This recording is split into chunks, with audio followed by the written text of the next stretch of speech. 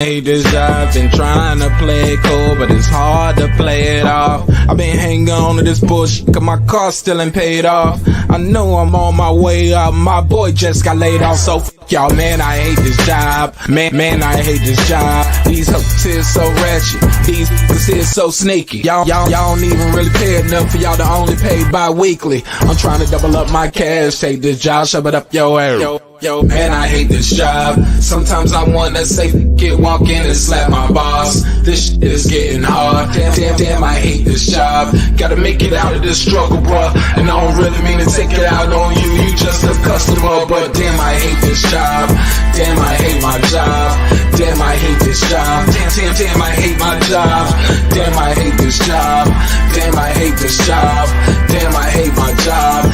Damn, I hate this job. We're the reason why your stockholders always stay afloat. Yet I'm asking, are they hiring? Like everywhere I go, schedule will say 9, but I think it's fine if I clock in at 9:04. I work 40 hours a week plus overtime just to be broke. So f y'all, man, I hate this job. Hate that I applied. So much has transpired since the day that I was high. Told me I could advance, but you were telling me lies. Gotta give your notice before I quit, but you don't say shit right before I'm fired. Damn, man, I hate this job. Sometimes I wanna say get walk in and slap my boss. This shit is getting hard. Damn, I hate this job. Gotta make it out of this struggle, bruh. And I don't really mean to take it out on you. You just a customer, but damn, I hate this job. Damn, I hate my job. Damn, I hate this job. Damn, I hate my job. Damn, I hate this job. Damn, I hate this job. Damn, I hate my job. Damn, I hate this job. You and your procedures, you and your protocol, you and your policies, none of that shit don't apply to me.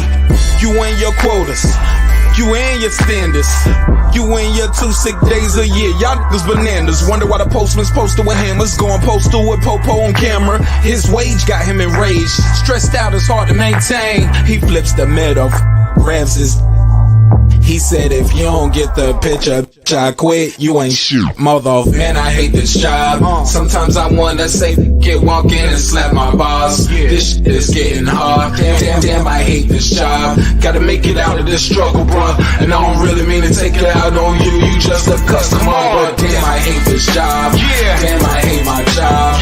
Damn, I hate this job. Damn, I hate my job. Damn, I hate this job.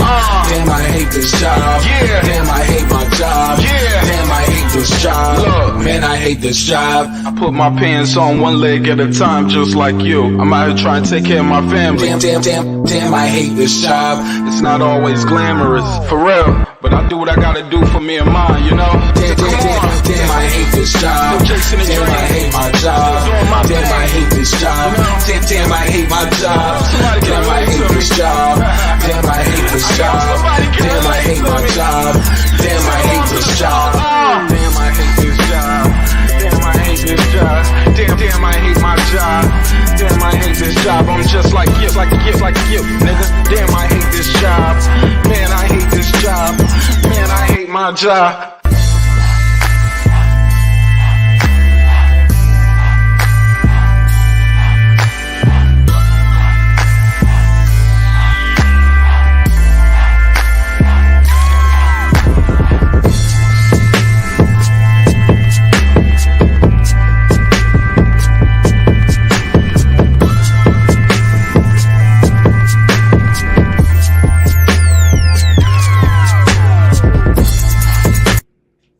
The views and opinions expressed in this program are those of the speakers, commentators, experts, and/or the host. They do not explicitly nor necessarily reflect nor represent the channel's policy or the views held by the channel or broadcaster.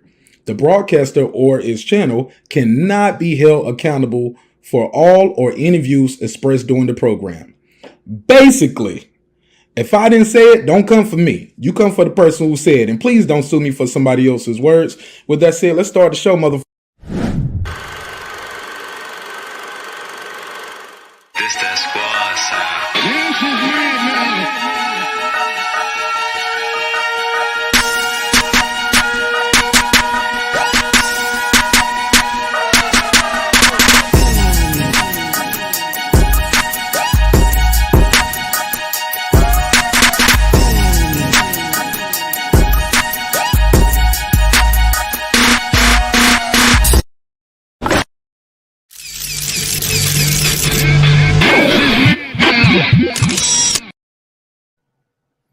Yeah. What's good? What's good, neighborhood? How you feel? What's popping?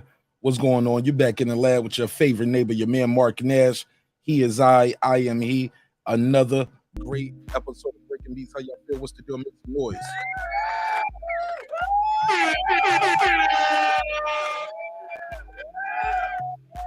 Yeah, man. Feel good to be back, right? Feel good to be back. You see the title, you see the thumbnail. You know what we on. Appreciate everybody who's here early. Yeah, we're gonna talk about it. All right. So, unless you've been under the rock in the boxing world, you already know your guy Adrien Broner definitely had an announcement.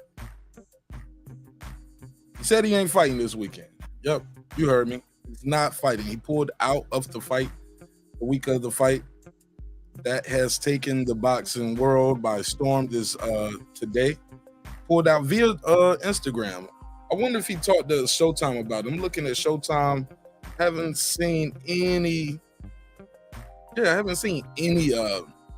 statement released by Showtime. We'll talk about it. And the promoter's responsibility, right? Should the promoter have any kind of responsibility as far as the fighter's mental health? I got a lot of questions. We're gonna get into it. Let me run through and do a little quick roll call real quick. What up? Mighty Yoel, what up? What up? What's poppin', my G? Deuce Times, what up? What up? Brandon Washington. What up? Born Supreme. What up? Karma Serene. What up? Lisa Bells. What up? That guy Eclipse 330. What up? Ace Retro. What up? Lady Shan. What up? Dub Right Side. What up? Jake Legault. What up? Rider of the Storm. What up? The Boxing Lounge. What up? Tank the Sweet Science Examiner. What up? Purdo. What up? D-Bevel the Champ. What up? Rob G Films. What up? Derek Lincoln. Appreciate y'all, man. What up? What up? Gangsta. All right, so let's jump right into it. So got a lot of questions. Appreciate everybody who's here again. Appreciate your time. Appreciate your energy. Thanks for pulling up. Shout out to Sequoia Cotton in the building. What up, Sequoia Cotton? What up? She said, that's my ace. I wish him the best. Absolutely. What up? Golden said, marqnash, little bro. What's good, my G? How you feel? What up? What's popping with you? Juice Lee, what up? What up? Appreciate you. Jalen, what up? What up? I know boxing in the building. What up? Trucking with real rap. What up, though? What up? Velocity Cuts in the building. What up? He said, shut that soft shit up. AB. What up? Matt Wade, what up, fam? What up? A little something on the side right there. That's my guy, Matt Wade. What up? Mike Anderson, what's popping, homie? What up? All right, look, let's get right into it, man. So y'all see the title, y'all see the thumbnail. We're gonna be doing a little mental health talk tonight in relation to, as it applies, I guess, to Adrien Broner, but also in sports world in general. Also, we're gonna talk about the shooting. They had a shooting at a little league football game, like shooting at a little league football game. It never heard of it. All right, we'll talk about that. Also, we'll talk about, do people feel like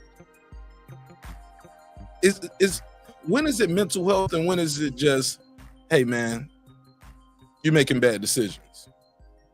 Is there a line? Is there, where do we draw the line between the two? Some people think mental health is not real based off the conversation we had earlier. They said, hey man, those are choices these people are making. People are making poor choices and then blaming it on mental health. They said mental health is an excuse. Yeah, so I took a survey earlier today, right before the show started. Took a survey after we ended the daytime show. We did a pop-up daytime show. Check the playback on that. Got a question. I put a survey out there. Over 288 votes so far on the survey. Now I know that's not a lot in the aspect of the world, not even the aspect of YouTube.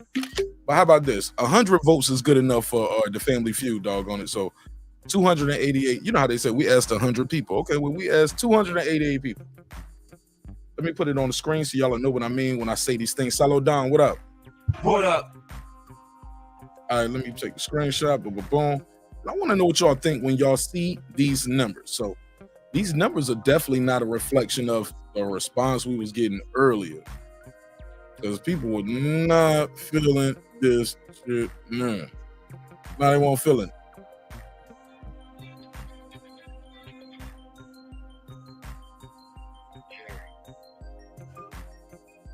What's up, Jerry? How you feel, man? I'm good. Talk to me. Broner. Yeah, I believe Broner is possibly having mental problems. You know, people being hard on my man AB, man. You know, hold on, let me turn you down.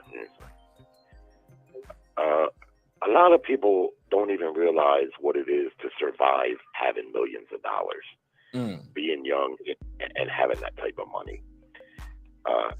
Now, it's hard to feel sorry for him. Let's face it, when a lot of us is out here working real hard every day of the year and making, you know, nothing even close to the money that he's made. But my point is, you know, money like that, especially if you don't come from any kind of money close to that, it's tough to just survive having that type of money, especially if you're young. You feel me?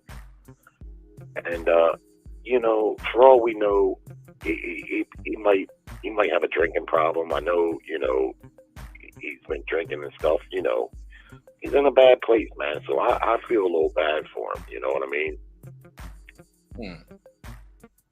Yeah, I'm listening. I feel a little bad for him. You know, simply because, you know, it's hell when you fall from grace. Boxing is a sport, and we all know that you gotta have discipline to be in boxing, and Broner knows that. And you know, it could be too. It could very well be that he just grossly overweight.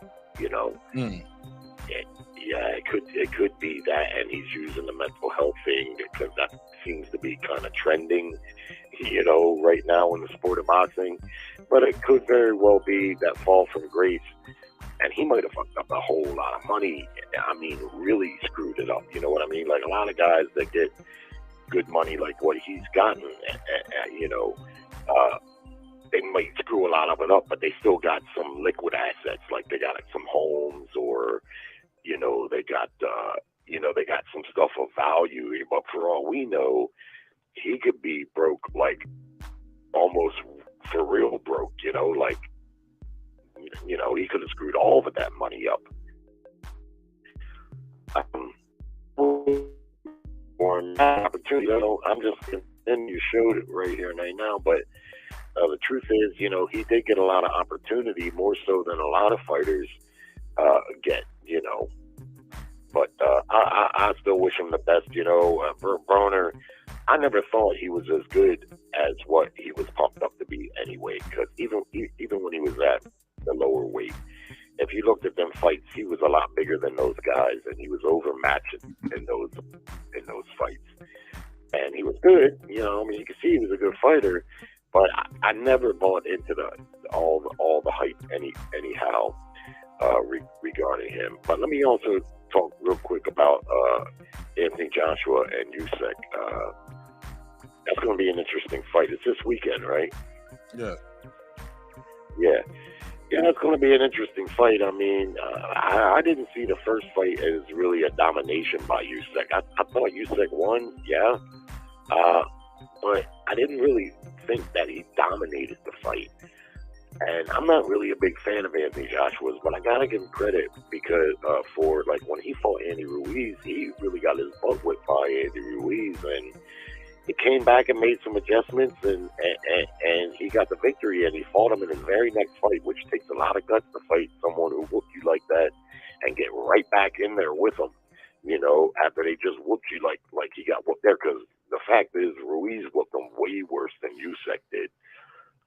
Usyk beat him, but I keep hearing that Usyk is bulked up, and that makes me wonder. I think his best advantage in that fight was his hand speed. And if bulking up sacrifices his hand speed, I just don't see that as a good thing. So I think it's going to be an interesting matchup, because also, if you think about it, well, I don't know, maybe not in Britain, because they seem to stand behind their fighters.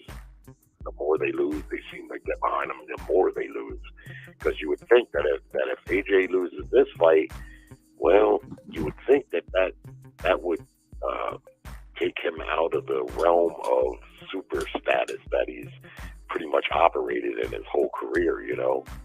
Right. I mean, you know. Right. Well, I don't want to go too far on that fight right now, because we just started the show and we haven't even really got into all the topics that I had on the topic docket for tonight, Jerry. But I appreciate it. We're definitely going to be talking about that fight as we get closer toward this weekend. They have a All right. no, you good.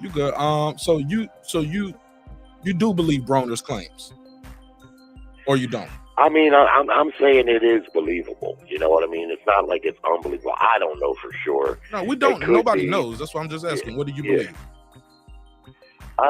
Well, I mean, it's very hard to say for sure. The best I can say is I can believe it. Right. You know, like we've seen recently with Danny Garcia. You know, these fighters, I mean, I don't know. In one perspective, like I say, when you're a working man like myself, and you know what, you know, to make far less than what they get, you know, and they don't work really year round. And you know, I'm out here 53 years old. I'm still working like I'm 19 to pay the bills. You know what I mean? And so when you see these guys, it looks like, you know, it's a lot of charm there. It's a charmed existence. Okay, fair enough. Mm-hmm. But mental health isn't about money, though, is it? It's not about how much money you make to say whether or not you have a mental health. I mean, Robin Williams killed himself. He had a lot of money. Yeah, that's true. But you know, that kind of Junior Seau killed himself. Had a lot of money. But that kind of solidifies what I'm saying. Just surviving having a lot of money. You know, like if you think about it, when I was 22, I didn't have a lot of money, but I got a settlement from an accident. I had, you know, some short money. It felt like a lot of money to me. And for a year or two, it was everything all the time, you know, anything I wanted, fast lifestyle, you know, fast cars, fast women, you know, drugs, booze, and alcohol, and partying, and pretty much as much as I wanted is whenever I wanted it. And, you know, like I say, that's not something necessarily to feel sorry for somebody. But plus, you know, yeah, man, money just, you know, it's easy to think, man, money will solve all my problems, but maybe, you know, maybe not. And maybe it comes and brings a lot of problems and pressures, you know, especially if you got people that depending on you too, you know, like that can add more pressure. But, you know, it could very well be, like I say, that he's just grossly overweight and he's using this as an excuse. You know, like if he was going to be a little bit over, like maybe, where was they going to fight? 47 or 40? I'm not sure, but go ahead. Well, what I'm thinking is if he's just a little overweight, maybe they would, you know, penalize him a little bit financially and the fight still go on. But if he's more than a weight division off weight, then, you know, probably not. I just wonder, you know, it must be something pretty serious because but here's the thing. If something is wrong with you as far as your mental health, it goes hand in hand. You're not going to be in shape. You're not going to be ready to go. You get what I'm saying? Yeah. But you need, you know, is mind, body, then is mind, then the body. You know, the mind has to, you know, change the thinking for the behaviors to change, right? But nonetheless, we got a fight this weekend anyway. They have replaced Adrien Broner with Sergey Lipinets, as you can see. I'll put that on the screen. Okay. So he has been replaced. I'm looking at Showtime post about this. It basically says former champ, the Union Samurai Lipinets, steps into battle at Omar Figueroa in a WBCO 140. Okay, it was a 140-pound title eliminator this Saturday after Adrien Broner announced his withdrawal from the fight. Hashtag Figueroa Lipinets boxing.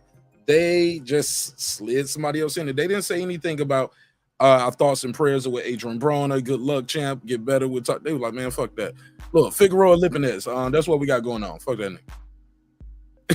They just I didn't think Broner was going to win the fight anyway, to be honest with you. I mean, but that's a whole nother conversation, whether he win or not lost. He ain't even going to the arena, homie. Yeah. I mean, even if he would have made the weight, when I seen they made this fight, I was like, damn, they're not doing Adrien Broner no favors, man, because that Figueroa is a guy, a high output guy. That's the last kind of guy Broner's looked good against recently. Not that he's looked good recently, but to me, you know, if I was managing him for a comeback, sort of a comeback fight, what this would be for him, I don't think I would have put him in that tough, man. I would have put him in against someone he could look good and then see what you can do from there. Unless you got a money fight. It's a title eliminator. Yeah, it's really. The biggest fight for him. That's winnable. It's probably the biggest winnable. I realize fight that, but they can always get him a route to the title like they did in the past. You know, matchmaking is key for fighters, and at this point in his career, I just thought, man, that's a tough fight to come back on, to fight a high volume guy and a tough dude like Figueroa. I think Figueroa is still undefeated, if I'm not mistaken. He ain't undefeated. Oh no, Omar Figueroa ain't well, undefeated. Yeah, his brother but, ain't you know, undefeated neither. Who? Oh, I know his brother recently got a loss, but I thought he won that fight. But I didn't think Broner was going to win the fight anyway. Omar I don't like him against Omar lost his last 2 fights, man. He lost his last 2. Yo, Ugas and then Abel Ramos. Oh yeah, that's right. Abel Ramos stopped him in 6. But yeah. Yeah, but look, let me go into some of these questions. Call back in though. You're more than welcome to call back in. All right, brother. Thanks for taking my call. Anytime. Shout out to guy Jerry. Shout out to my guy Jerry.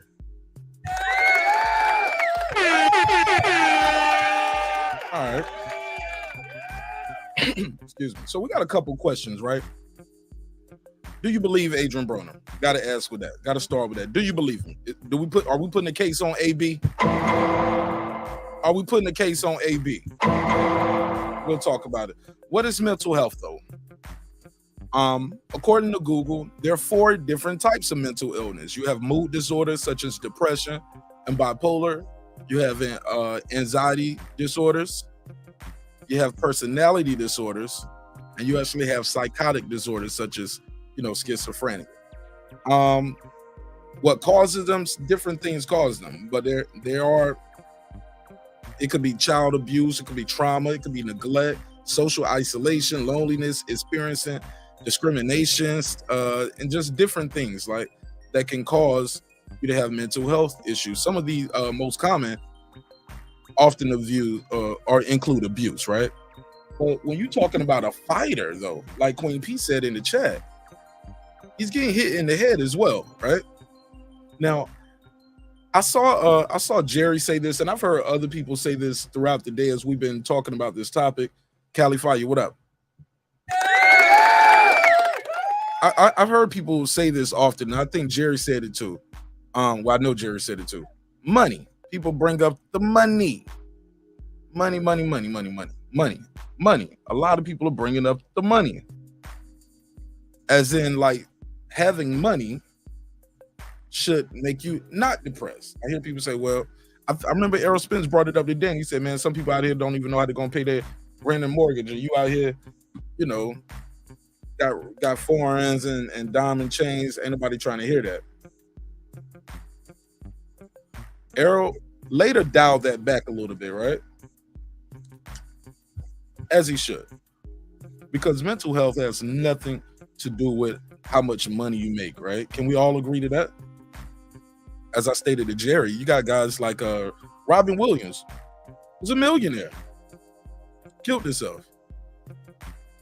Junior Seau, millionaire, killed himself. Sometimes people can seem like they have it all from the outside looking in, but they are lacking something. Something is missing there, and they are taking their life. It happens, guys. It happens. Let me say this. We got a survey in the chat. Do you believe Adrien Broner's claims? No. 58% are saying no. I don't believe him. I'd love to hear from you. Call in. 470-705-9507. 470-705-9507. You can voice your opinion. What I'll say is this. I brought this up earlier. Do we want to see people break down like McCall did right here? Guys have a total breakdown in the middle of the ring, in the middle of a fight. We don't want to see that, right? Nobody wants to see that, right? Somebody who paid for the fight, nobody who bought a pay-per-view, watching on Showtime. You don't want to see a guy just break down in tears crying saying, I don't want to fight no more. I don't want to fight no more. We don't want to see that. But unfortunately, it is a harsh reality that happens with mental health. You never know. There are different signs of mental health, right? Changes in your feelings or your demeanor, loss of interest. That's what I was saying. People say, oh, he wasn't ready for the fight. He was overweight. If he's having a mental health crisis, he is going to have he's going to have low energy, probably not sleeping good, difficulty with his appetite, either holding food down, or sometimes you'll binge eat. Sometimes you won't eat enough food, uncontrollable emotions, loss of interest. Just don't feel like doing anything anymore. Those things happen when you're experiencing a mental health crisis, right? Can we all agree to that? Church say amen? No? Yes, no? Let me know. But they saying he was out of shape. He was out of shape. I see you, Cali Fire. Call in, Cali Fire. You my guy. It's all love. But if he was out of shape and he's having a mental health crisis, those things go together.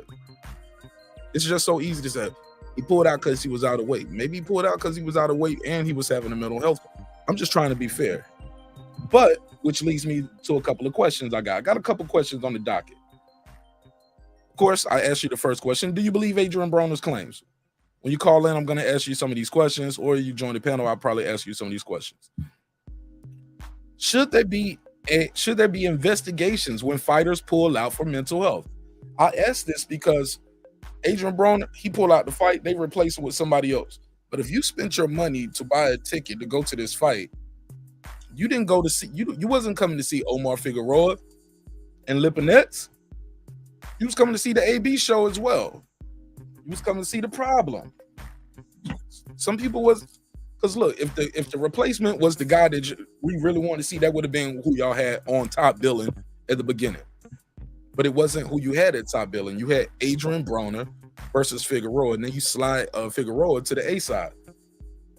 Should there be investigations when fighters pull out for mental health?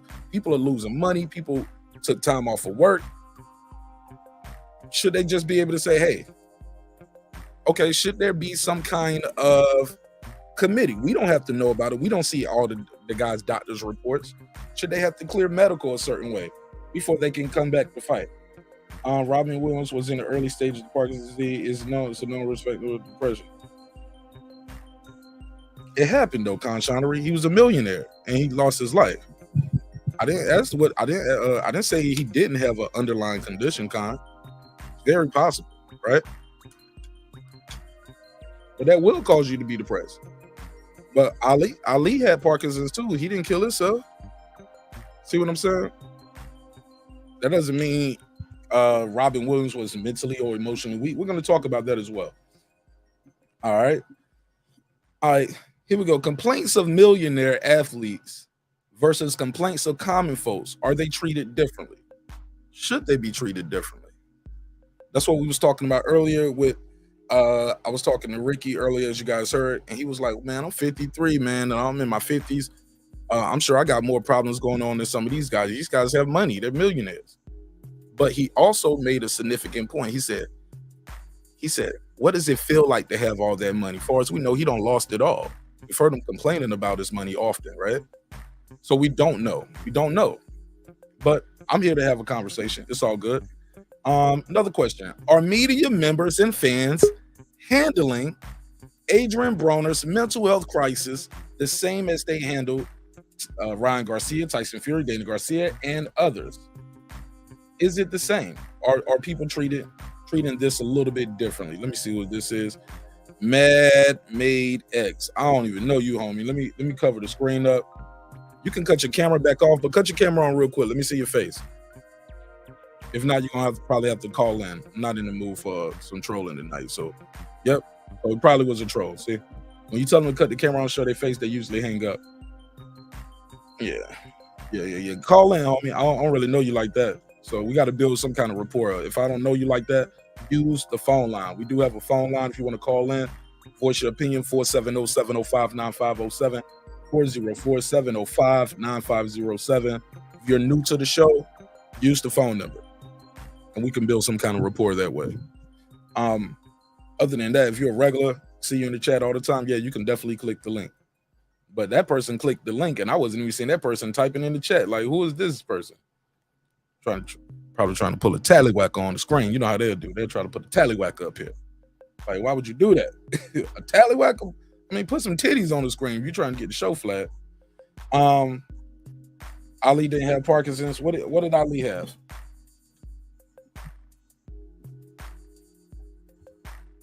I can Google that real quick. What did Muhammad Ali have? Muhammad Ali, Parkinson's disease. Looking at it right here. 1984, after checking into the Columbia Presbyterian Hospital, Ali was given a devastating diagnosis, Parkinson's disease. I'm looking at it right here. What are we talking about, Conshonery? I just Googled it. That's a quick Google, Conshonery. Parkinson's syndrome. I'm looking at it right here. They say he got Parkinson's disease. Ali, Parkinson's disease. Parkinson's disease. I'm looking at it everywhere. Parkinson's disease. Parkinson's disease. I'm reading it right now, Conshonery. All right, well, shit. Well, you can call in, Conshonery, or you can call in, or you can join the panel. I fuck with you, Conshonery, but I'm looking at the Google right here. I'm looking at it. Just type in Muhammad Ali disease. First thing gonna pop up is Parkinson's. But it's neither here nor there. The whole point is he didn't kill himself, though, right? People with money sometimes kill themselves. Some people with money don't. I think we're going beyond the scope and beyond the pale of the point. But it's okay. I got to take my own advice. People in the chat, because they want to be there. Let me keep it moving. But it's all good, Conshonery. I'm looking at it right now. It says Parkinson's disease. All right, so where was I? All right. Scroll down. So put the banners back up. Where my banners at? So our media members and fans handling Adrien Broner's mental health crisis the same as they handled Ryan Garcia, Tyson Fury, Danny Garcia. Now, let's break it down. And Ryan Garcia, people been calling him Lion Ryan. He's been called all kind of names. Many of which I will not repeat. It's not classy. Fuck it, I'm gonna repeat some. No, I'm not. All right, take a sip of water. People don't want you to even take a water break on air. I will say this. The way this is being handled, it's funny. I see a split in the room. And I know y'all aren't gonna want me to say it, but I'ma say it. It's some racial undertones. Yep, it's a little racial undertones with it. Put a case on it. I know what y'all gonna say. Here we go again. The damn race car. It's always the race car. Nah, I'm not saying it's the race car, but I will say this. It seems like the Latin community embraced their guy for the most part and said, hey, got something going on. I understand it. They're forgiving. Black folks don't really give a damn about no mental health. In my opinion, for what I've been hearing and seeing, it seems like when you're black, you're told to pull yourself up by your bootstraps, toughen up. You ain't got no mental health problems. You think you got more going on than Jack Johnson? You think you got more going on than what Ali went through in his day? Like, maybe I don't have those same issues as they had going on, but yeah, I might experience some things that give me cause to pause. But you can't talk about it. So for some reason, mental health is one of the things that a lot of people in many communities, not just the black community, they just don't talk about. It's always, maybe we can pray it away. Whatever the problem is, we can just pray it away. But we can't always just pray everything away. I don't think so. Sometimes the thinking has to change. You need a support structure. You need somebody to say, hey, man, it's okay. Give your shoulder to lean on. But when I was listening to the brothers talk earlier today, I was hearing stuff like, yo, chemical imbalance, that shit ain't real. It's all in your mind. this, that, and the third. And when you start talking about how things all in somebody's mind, or it's hard to go into the hearts and minds of human beings. Like even this topic right here and the title, it can be triggering to some. Is it real or is it fake? Because I'm sure some people out here have had, if not theirself, a mental health crisis. They know someone who's had a mental health crisis or had a family member that had a mental health crisis. Everyone isn't the same. It's how they handle it, and every mental health crisis isn't the same. Some people might have a postpartum situation after the loss of a child. Some people have personality disorders, anxiety disorders. It's so layered. But I remember talking to Brandon Washington earlier, and he was saying, well, we should have something set up where we can, how do you say it? Well, we can check, and it's personal, bro. Everything ain't for you to know. And it's not all for us to always try to figure out, well, he lied or he didn't lie. It is what it is. We as fans, we just have to take the show, ride with this show, and if you don't rock with it, don't support the person. If you support them, support them. But I think it's fair all the way around. I think you got to be fair all the way around and at least give people a chance. Now, does Adrien Broner have a history of pulling out of fights the week of the fight? I don't recall him doing this before. The kid's back. What up, homie? What up, though? Mike Garner, what up? What's popping with y'all, man? How y'all feel? What's the deal? Welcome back. What up, though? What up? Bronze flat power guy. What up, family? What up? Mike Gardner, what up? What up? Kid's back. What up? I see you, Conshondre. What up? I will say this. Everybody is gonna handle what they handle in a different way. Now, do you guys support Adrien Broner? Is it over for Adrien Broner? Is he gonna get another chance with Showtime? That's what we should talk about as well. Is Showtime gonna bet on Adrien Broner again? Because they bet on Adrien Broner and he pulled out. They bet on Adrien Broner and he lost fights. They bet on Adrien Broner and he looked less than spectacular. Whether he got a draw, got a loss, even the fights that he may won, he looked less than spectacular. He said, people say it's all in someone's mind. Yeah, that's what mental health issues is. Exactly, bro. Put a case on him. Put a case on him. Yeah. But it's like I said, Mike, though, it's so easy, Mike Gardner, for people to just say, it's like telling somebody, pull yourself up by the bootstraps. And like I said, a lot of people I heard today was talking about how much money these guys got. When in actuality, mental health, which brings me back, because Conshondre, I think that's what we all talking about, Conshondre. It ain't about the Parkinson's. It's about money doesn't necessarily define whether somebody is having a mental health crisis or not. But I was surprised to hear today how many people just don't believe mental health is a real thing. I ain't gonna lie, I was befuddled, flabbergasted. I couldn't believe it. Never heard of it. Never heard of it. Yeah, I never heard of it, especially from some people, arguably, who probably got a mental health issue their damn self. You know what I'm saying? Based on how I hear them talk on these shows. But that's neither here nor there. I will say this. Conshondre said the only reason I think it's important to the discussion is because he had no cognitive defects or issues that would contribute. I never read his medical report. Not that all patients with depression get suicidal. Okay, no, I never said that. Nobody said that. Nobody said that. They're all suicidal. We got here because we said people with money still kill themselves. Junior Seau, Robin Williams, and we kind of start going into other diseases that they had that contributed. But people with money still kill themselves. That's what I'm saying. That was the whole point. People say if you got money, you should be all right. It's not true. It's not always true.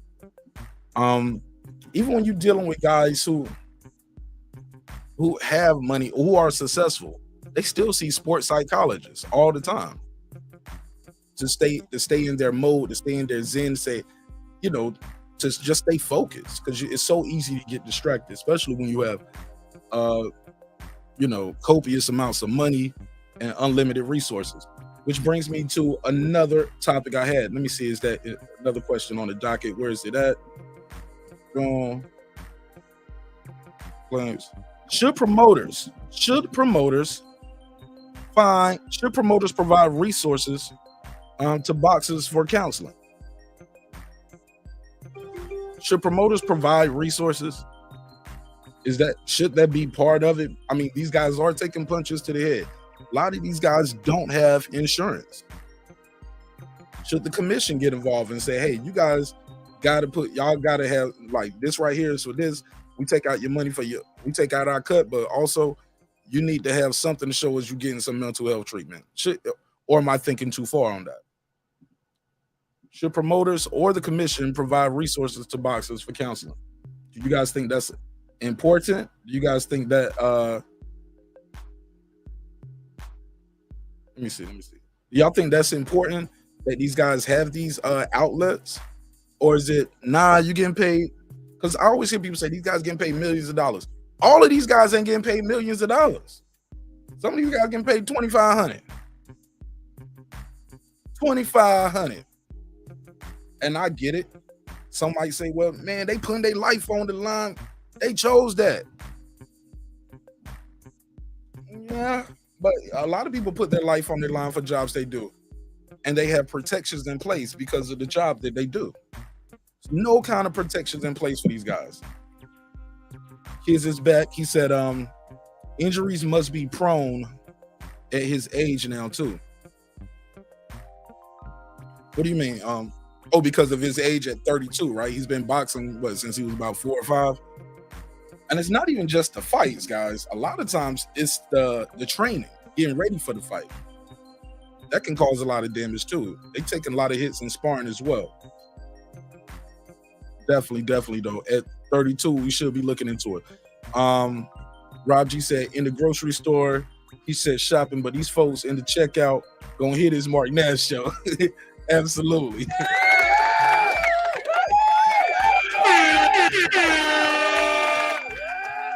Rob G in the grocery store. He said, I'm in the grocery store, but they gonna hear this shit. He said, I ain't muting nothing. Salute to Rob G. Shout out to the grocery store. Mike Gardner in the building. He said, money doesn't have anything to do with your health. As Steve Jobs, wealth came by health. That's how dumb people are in this world. I don't want to say they dumb. I just think it's easier to say that when you the person with no money. And you feel like, man, I'm getting by fine. Low-key, man, you probably ain't doing as good as you think you should be doing, bro. I think a lot of times what's going on here too with this mental health situation. I was talking to Brandon Washington earlier, and we was talking about, excuse me, is it possible? I'm just asking the chat this as well. Is it possible that we have become, we've gotten to the point where we normalize things that shouldn't be normal? Because people are saying, yo, he's calling it mental health, this stuff, blah, blah, blah. All these guys got mental health issues now. And it's starting to become normalized. Somebody left me a comment not too long ago. He said, hey, look, talking about mental health promotes mental health.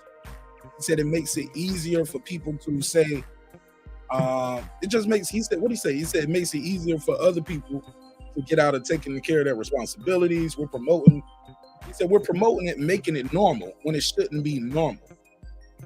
Like, I never heard of these guys pulling out of fights back in the day due to mental health.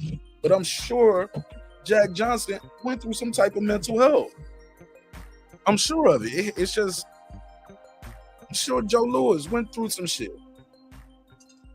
Ali went through some shit. Didn't hear them pulling out of fights due to mental health. Does that mean they was mentally strong? Does that mean these guys are mentally weak? Is it okay that now we are talking about it? See, I think back in the day, it was just like I said earlier, it was something we was just always told we don't talk about it. Don't talk about race, religion, politics, slavery, certain mental health.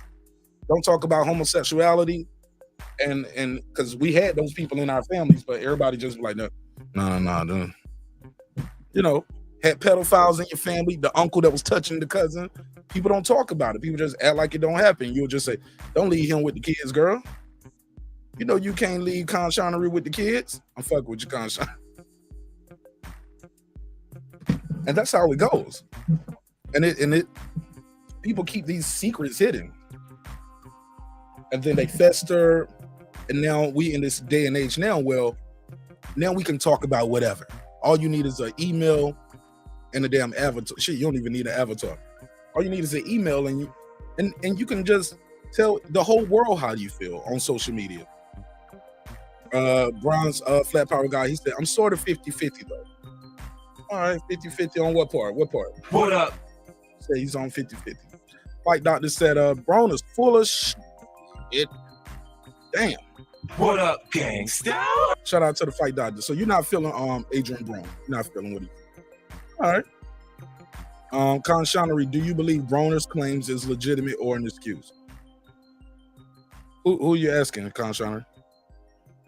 He said, I think for a guy who posts his every feeling on social media, he missed the beat on his current mental health crisis. How so? That's how he posted this on social media. That's how we found this out. But also, I think people, that's another thing. I brought this up earlier. I'll say it again for the people who missed it. People assume that somebody who's having a mental health crisis walks around looking like this all day. I've never seen Danny Garcia look like this. This is not and this is after he won the fight and he's finally just talking about it. And talking about it, he's breaking down, reliving it right here on camera in front of us. He's going through it right here on camera, on TV, going through it. That's not how people always look when they're having a mental health crisis. They can look like this. Just look calm, regular, pupils all white, don't look drugged out. But they can look just like this guy. They can look like this, just regular. They don't always, people just assume that that's what mental health looks like. No, sometimes the person who's smiling the most could be the person who's going through a lot of things. They just keep those things on the inside. But yeah, I gotta disagree with that slightly, because just because you don't see something with somebody on social media doesn't mean they're not going through it. And sometimes what they're showing you on social media is a cry for help. Sometimes that shit is a cry for help, homie.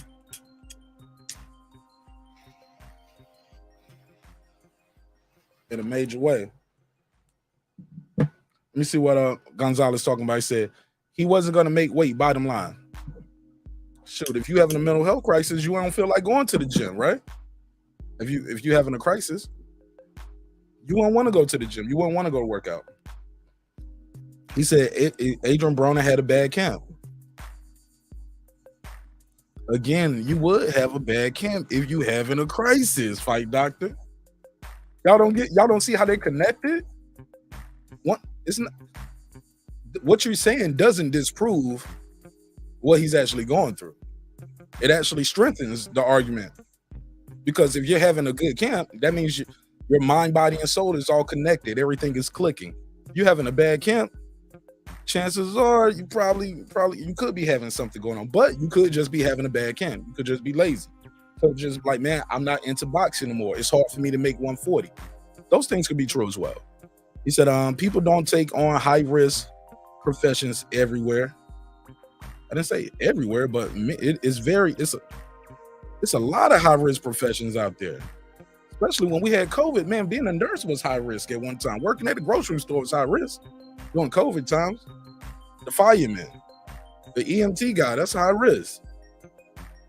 Police, no, you don't think those are high risk jobs? The motherfucker climbing up that telephone pole, that's high risk. I wouldn't do it.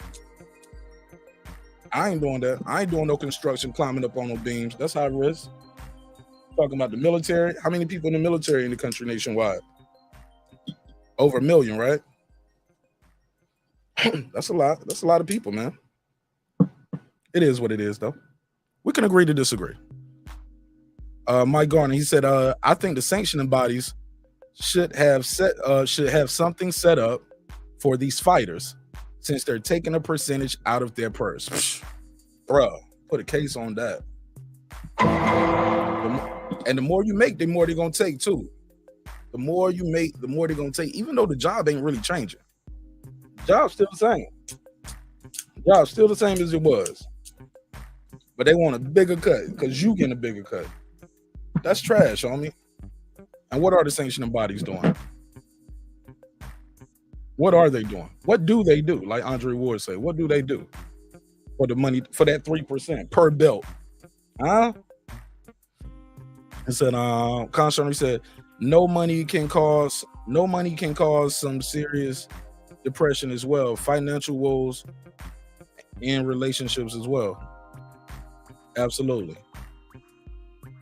The kids back said, yeah, camps injuries. Yeah, camps injuries. He went 23. He went 23. You know, they contribute to. Oh, he went 23-0. They contribute to all kinds of issues. Yeah, I get it. I get it. I definitely get where you're coming from, fam. A lot. You just never know. You just never know. Drama for life. He said, yeah, put some titties on the screen. Absolutely. Don't be calling in trying to put a tallywhack on the screen. Kids back. He said, I get when Tyson Fury says he can get depression. There you go. Gypsy King definitely said that. He said he got to stay active. If not, he'll get depressed. He'll fall off. Thinking about ending it all. They'll think about ending it all. You want to stay active. I remember when Tyson Fury said that too. Nobody said nothing. Nobody said nothing. I don't remember a lot of people saying his mental health crisis was a farce neither. He blew up in weight. Remember Tyson Fury blew up in weight? He blew up in weight because he wasn't motivated, having a mental health crisis. But like I told y'all, I'm biased. Because I definitely know people personally, and I've definitely had my own experiences with paranoia, anxiety, depression, PTSD, all of it, right? So I'm biased. But I try to be fair. And hear everybody out. But sometimes I'll be like, oh man, that's some of the shit that y'all be saying, man. I'll be like, that shit it's easy to say that. Like I said, it's always easy to say that. If you've never experienced it, it's easy to say that. Because I've been in those times where I felt like I was at my lowest, man. I felt like I was at my lowest of low, and it felt like it was no coming back. I felt like the world was on my shoulders. I felt like I couldn't move, couldn't breathe. And I felt like everybody was against me. Everybody was against me. The whole world was against me. So I can relate to what Adrien Broner is going through to a degree. Now, granted, everybody's situation is different. Have I talked to Adrien Broner? Nope. Have I ever met Adrien Broner? Yeah. But when I met Adrien Broner, shit, he was cool. I just still didn't want to speak to him that day because I was like, man, I ain't gonna let this dude call me no bitch ass nigga. I ain't about to say shit to Adrien Broner. Went right over there and talked to Robert Easter Jr. I talked to Stitch, kicked it with Ellie, chopped it up with Nez. Who else was there? World Combat Sports was there. Yeah, talked to Big Tigger. Shit, I talked to talked to people from Gamboa's camp. I was talking to damn near everybody in the building except Adrien Broner. Because I just didn't know what I was gonna get. Mike Garner said, if boxing had a national commission, then all that could be addressed. Conshonery. Exactly, bro. Exactly. I don't think they ever want to do that though, conshonery. They don't want politics, even more politics, like some kind of checks and balances. No, I think that's why they operate with impunity a lot of times. Promotional companies, sanctioning bodies. I think they operate with impunity because it's no checks and balances. They don't have to. They can say one thing on Monday, change the rule book Monday night and say this is what's gonna happen on Tuesday. We're like, hold on, y'all told us this yesterday. Yeah, we changed that last night. Yeah, this is our belt. This is our belt. This is our champion. We do what we want to do. So yeah, I don't think that's gonna get addressed, but we can always hope and we can push for it, right? And we can start the conversation. It's all about having a conversation. Kids black, the kids back say, yeah, black families. Yeah, black family, yeah. She said telehealth as well. Telehealth as well. What I miss, Queen P? What you said earlier? What she said about I lost Queen P. Telehealth. The fight doctor Broner needed a fat camp. Shit, he said he been training from. I mean, he knew this fight was coming a long time ago, right? He said he'd been training since the Spence fight. I'm gonna try to find that clip. Because he was complaining about how long it took for the fight to happen. Lancaster, Adrien Broner. Let me try to find it. I think it was a Brian Custer interview.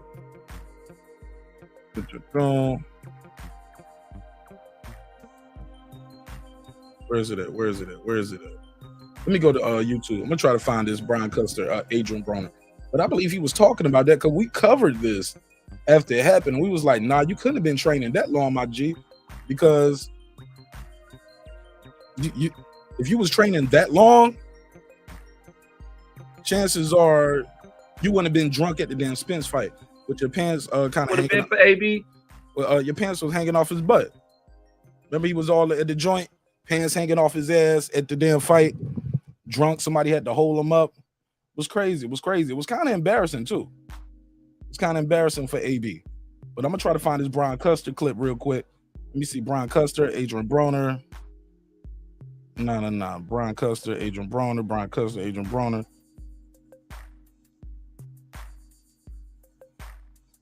Bear with me, because I want y'all to hear this. Because I think it's very important to hear what he said, because you kind of can get a gauge of what he was talking about. This one,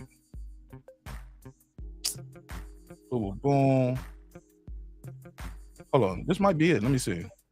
Well, talk to us about how. Let me see. Sleep, y'all.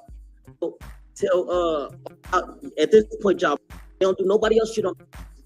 Why is we doing a Omar Figueroa Jr.? Okay. I'm gonna be 100% honest with you, Brian. I ain't with none of this shit they got going on. I feel like Al Heyman and Steven Espinoza is bullshitting, because why is we doing a press conference on a computer when you got guys like, they don't do Floyd shit on no fucking computer when you fight a YouTuber? You ain't Floyd, homie. Adrien Broner is not a Floyd Mayweather. He's not on the Floyd Mayweather's level. I think that's another reason too. This kid really thinks he was Floyd. He was trying to be like Floyd. A lot of times you can't do what Floyd do. Nobody can do what he do, right? And get away with it. I think Adrien Broner is still fighting some of those demons too, of all that pressure. People thought he was going to be the next Floyd. Maybe he started believing in his own damn hype too. I'm gonna keep it a buck for the people asking. I think, what he said? Hold on. Conshari said, "I'm asking you. Asking me what? Asking me what, Con? Asking me what?" Gonzalez said his mental health issue started the day EJ knocked him out cold with 16-ounce gloves. I thought he dropped him with a body shot. I thought it was a body shot. I thought he dropped Broner with a body shot from what I heard. I didn't hear it was he knocked him out cold. Thought it was a body shot. He posted it after, not before. Posted what after, not before? Conshana, you losing me, bro. The fat camp. Last thing I saw, you said he needed a fat camp. I'm asking you, Mark. He posted it the day before. Mike Garner, if he, I don't know what you're talking about right here, bro. What he post? Posted it after, not before. I'm lost. Trying to find this damn clip, but Adrien Broner was talking about how long he had been training. Type in Brian Custer. Maybe it's on. What's it? The Last Stand. There we go. The Last Stand with Brian Custer. All right, here we go. Should be over here. I think he did this on Showtime though. I don't think this was on Brian Custer. I think this was on Showtime 2 months ago. Adrien Broner. Nope. So yeah, it's on Showtime. It wasn't over here. Showtime. Let me go to Showtime box. Bear with me. Let me find the Showtime boxing. Is it on Show Sports? Okay, here we go. Last Dance. Adrien Broner. Scroll down. That was 2 weeks ago. This was longer than 2 weeks ago when AB was up there. I'm gonna find it. But yeah, he was talking about how long he had trained. Okay, that's 1 month ago. That was Mikey. That was Danny. That was Jamal Charlo. Look, Jamal Charlo out of a fight too. I heard some people saying earlier today, they was like, yo, the ticket sales wasn't doing good. That's why they canceled the fight. Do y'all believe this fight was like this because of ticket sales? Because that's what I saw earlier too. I heard he wasn't gonna make weight. I heard the ticket sales was low. I had somebody tell me he was smoking squares in between rounds today. I was like, damn, he's smoking cigarettes in between sparring rounds. Oh, he gonna lose. Well, that's what's going on. But then again, we seen guys like Rigondeaux was definitely a heavy smoker. Ricardo Mayorga, definitely a heavy smoker. And they were still fighting, but shit, I didn't know AB was out here smoking squares in between rounds. And I'm trying to find this interview. Oh well, I guess I don't see it. Showtime. It ain't no Showtime Sports. Damn, they took the Adrien Broner interview off. They have nothing from Adrien Broner right here. I know they didn't take them off. All right, we'll try to come back to it. I'll try to come back to it and find it. Let me try to keep caught up with the chat. All right, let me see what he's saying. Broner has always had mental issues, but he likely just wasn't ready for the fight. Excuse me. Maybe it's finally caught up with him, Slider Deal. Is that possible? I'm just saying, is it possible that it finally caught up with him? Because those mental health issues, bro, if not treated, they don't get better. They don't just go away.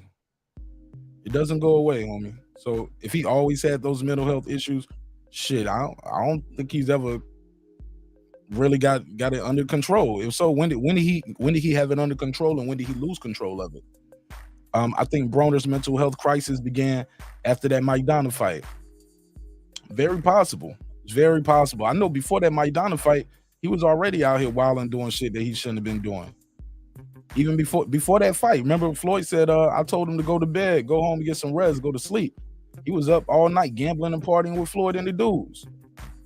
Y'all remember Floyd saying that? Floyd was like, yo, homie was out hanging out, kicking and partying. I was like, yo, go get some rest. They said, and then he lost. Even before the Maidana fight. What? Remember he was on, that was Floyd's 24/7. He was walking around with Floyd on the 24/7. Had that white vest on, looking flabby. Had a gut. Mad Made X. If you can't show me your face behind the scenes real quick, you're gonna just have to use the phone number, homie. You want the cam up? Let me see your face. You could cut the cam right back off. If not, nah, I ain't gonna be able to let you on. Or you're gonna have to just use the phone number. Because I haven't seen you in the chat, never seen you before in my life. Mad Made X.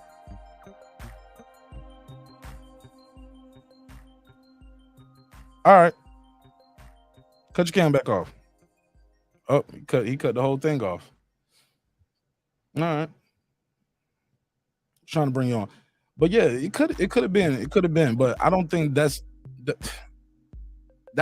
very possible. I think his fighting style changed after he got his ass beat by Maidana.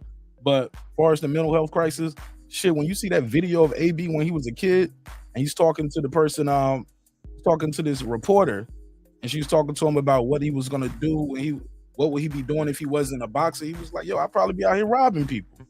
That's what Adrien Broner, that's what he was talking about. He was like, yo, I'm gonna be out here robbing folks. And he was a kid talking about that back then. Talking about out here committing robberies, hitting licks. So you just never know. You just never really know. But mental health is something that we got to talk about. We got to talk about it.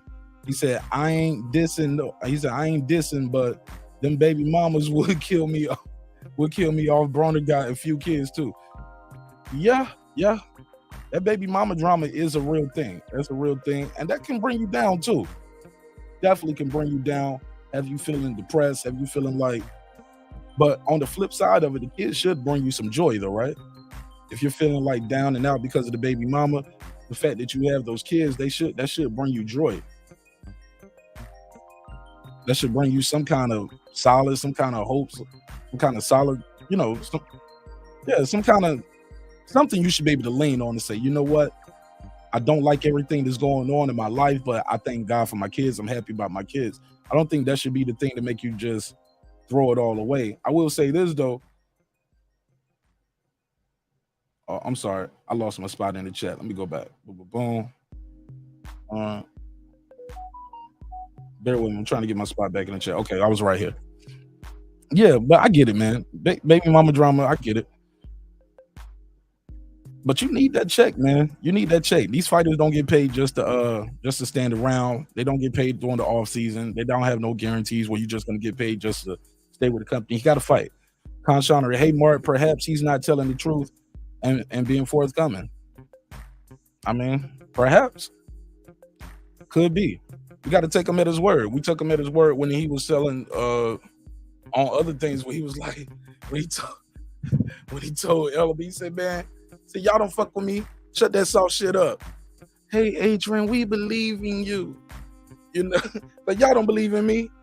Remember, that right there might be part of the disorder, man. He feel like everybody's against him. Showtime's against him. Steven is against him. Al Heyman's against him. These are writings on the wall. That's writing on the wall. Y'all don't see that? Y'all don't hear that? Some of that shit could be a cry for help, though. In my opinion, like I said, I don't have all the answers, homie. I'm just going with my opinion, just like you guys are going with your opinion. What makes this show so dope is I drop the link and I have a phone number out there so you guys can call in and you can voice your opinion. The kid is back, said, he said, Jim gives you natural endorphins. You mean endorphins? What do you mean? Okay, gives you a natural. I guess you mean like a natural high, right? Endorphins, right?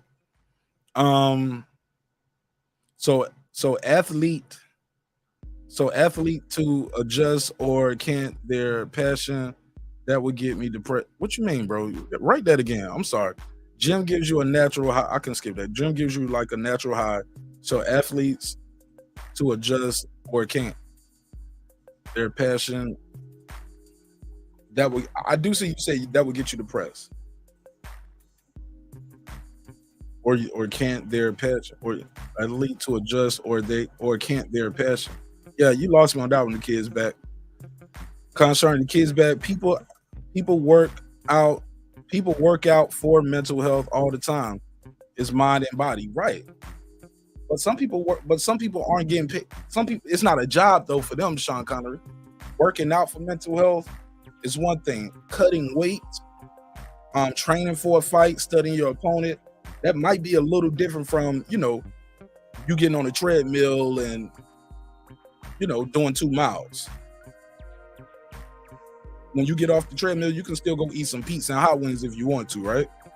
You're not training for a fight. This guy got to cut weight too. So it's not just working out, but I get what you're saying. But when you got to prep for a fight, it's not just working out for fun. You're working out for a job. It's a little more pressure, right? When you guys say it's a little more pressure, working out as a professional boxer versus working out, hey, I'm just trying to go out here and hit the heavy bag real quick. I'm stressed out. It's not the same. It's a little different when you're working out to, you get what I'm saying? It's a little different when you're working out for your job. But I get it. He said, I said something. I said something. Fury may have been depressed, but maybe he didn't want the rematch with Klitschko. We can't see into someone's mind. We sure can't. Definitely can't read into somebody's mind, but we can look at the behaviors. He blew up in weight out of this control. Fury was like almost 400 pounds, right? definitely not the norm for him. So sometimes those things, they are connected. When you see somebody not fighting, but also when you see how they look, how they start looking at, like Fury was looking bad, homie. Fury was looking bad. And I don't like, but I get it though, homie. I get what you're saying.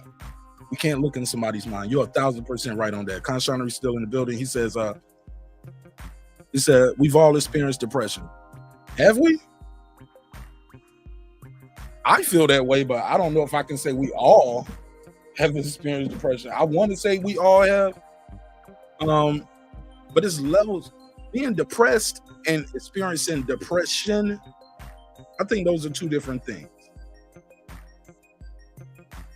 We can all be depressed, like, okay, you lost your job, your dog died, you lost a grandparent, you lost a sister. Your lady had a miscarriage. You're gonna be depressed. But I think where depression is different is when the depression, it's lingering. It just doesn't go away. It's like it just weighs on you. You can't even function now. That's the difference between, in my opinion. And again, I'm not a healthcare professional, but I have experienced depression before, and I've been depressed before. It's different. I've been depressed before I land. I lost my wallet. Damn, man, I gotta get all new cards over. Got to get my ATM. Got to get a license. Damn, that's messed up. Disappointed, depressed, yeah. But that's not depression. It's not like where you don't want to get out the bed type shit. Yeah, but I think it's a little different. Read that one. We all experience depression. Kids back, he said, nah, if you have a major injury, you can't work at Conshonery. I hear your point of view. Maybe swim if you can't run. If you can't run, adjust. Okay. Yeah. But yeah, it's hard to work. Yeah, you're not gonna be in there trying to lose weight. You're not gonna be in there sparring, doing all of that shit. It's not like you just going to work out to relieve your stress. No, man, you probably doing 2 a days too to cut weight. You got one session to cut weight, and you got another session to spar. Conshonery, but we do not know conclusively whether he's been genuine about his claim or not. All we got is the behaviors, homie. All we got is his behaviors. We can judge the behaviors, right? We can judge the words that are being said. We can judge the actions. None of us will ever know conclusively, right? Just like we don't, but it's a lot of people are so quick to be judgmental though, without knowing. And that's okay too. They have the right to be judgmental. I don't mind. That's what the phone line is for. The kid's back. He said, it's a proven health benefit because it activates endorphins. Absolutely. But not if you're trying. I can't explain it, Conshonery. I get it. Exercise is good for you. But when you're suffering from depression, and part of the depression is what's happening in the gym, any mental health provider with their certificate, like I said, they're going to tell you, take a break, do things to make you happy outside of boxing, do things outside the gym. And that's what people are going to do. It's not like like I said, he's not just in the gym, just, hey, I'm going to walk on the treadmill, I'm going to do the elliptical. He's going to get punched in the face. He's going to get punched in the body. You got to cut weight. You got to do some sit-ups. You got to run some miles. You got to have that damn bag on to lose some weight. So it's not just working out just to work out, in my opinion. Kids back, he said, just eating right and being active is a must. Absolutely. You got to eat right and you got to be active. Major Key in the building. What up, Major Key? How you feel, homie? What's the deal? What up, though? What up? What's poppin', my G? Queen P, she said, marqnash, I mentioned telehealth. I meant it as a form of for one to receive help virtually. Absolutely. Very important. It's very important. Shoot, but some of these people need some medicine too, Queen P. I ain't gonna lie. Some people really need to sit in that office, need to talk to somebody, need to look in their eyes and get a good cry out. Might need to take a pill or two. And some of that medication, you don't need to be taking that and trying to go into a boxing ring. Some of that medication you need to take and you need to lay your ass down. That Xanax is gonna put you right to sleep. You go in there and try to fight somebody in a boxing match and you on Xanax, you really gonna get put to sleep. You're gonna get put to sleep for real. Concerning the kids back, that's part of mind and body. Take care of the body, and the mind will follow. I think it's the other way around. I definitely think take care of the mind and the body follow. Because I know a whole bunch of people got a lot of muscles. Mind ain't worth shit. Then you know some people, yeah. I think it's the other way around though. I think it's take care of the mind and the body follow. The head first and then the body. Because you can't get the body right if the mind isn't right, Conshana. Like the thinking has to change first before the behaviors change. Mike Garner said, remember they pushed his fight back. Yeah, that's why I was trying to find that Showtime clip, Mike Garner, where he was complaining. He was like, man, I was waiting for this fight, blah, blah, blah, for X amount of time, and they keep pushing it back. It's some bullshit. I'm trying to find it. And I see Omar Figueroa on The Last Stand 4 weeks ago, but I do not see Adrien Broner's up here. No Adrien Broner. It's almost like they took it down already. I don't see it. It's like they took Adrien Broner's interview down. I heard somebody put out this conspiracy theory earlier today that was like PBC pulled his event as almost like they're trying to punish him for running his mouth earlier. They blocked it. They took him off the shelf. And I was like, if that's true, the Adrien Broner that we're dealing with, he's not the type that's just gonna keep that a secret. He's gonna let us all know. He's gonna like, man, them bitch ass niggas, man, you motherfucker, they don't want to see you. It's your boy, you know, AB. They don't want to see me, man. They don't want to see me with this money, man. They blocking my fight, man. I think AB will come out and tell us. Mike Gardner said, I think he said he was training for 6 months. Yeah, something like that. That's the interview I'm trying to find, Mike Gardner. When he's like, man, I've been training for like 6 months for this shit, man. This shit supposed to be happen. They playing with me. And I was like, well, you couldn't have been training for that long because we saw you drunk at the Spence fight. Spence versus Ugas. He was drunk off his ass, then falling against the wall, pants hanging off. People had to hold him up. The girl had to walk him to the wall. He was about to fall out, just walking. Conshana, the kids back. Conshana told the kids back, he said, if I don't eat and stay too long, I turn into a ravenous creature. Okay. Mike Gardner, maybe it was at the KMC gym. I think the dream ended when he lost to Maidana. Yeah.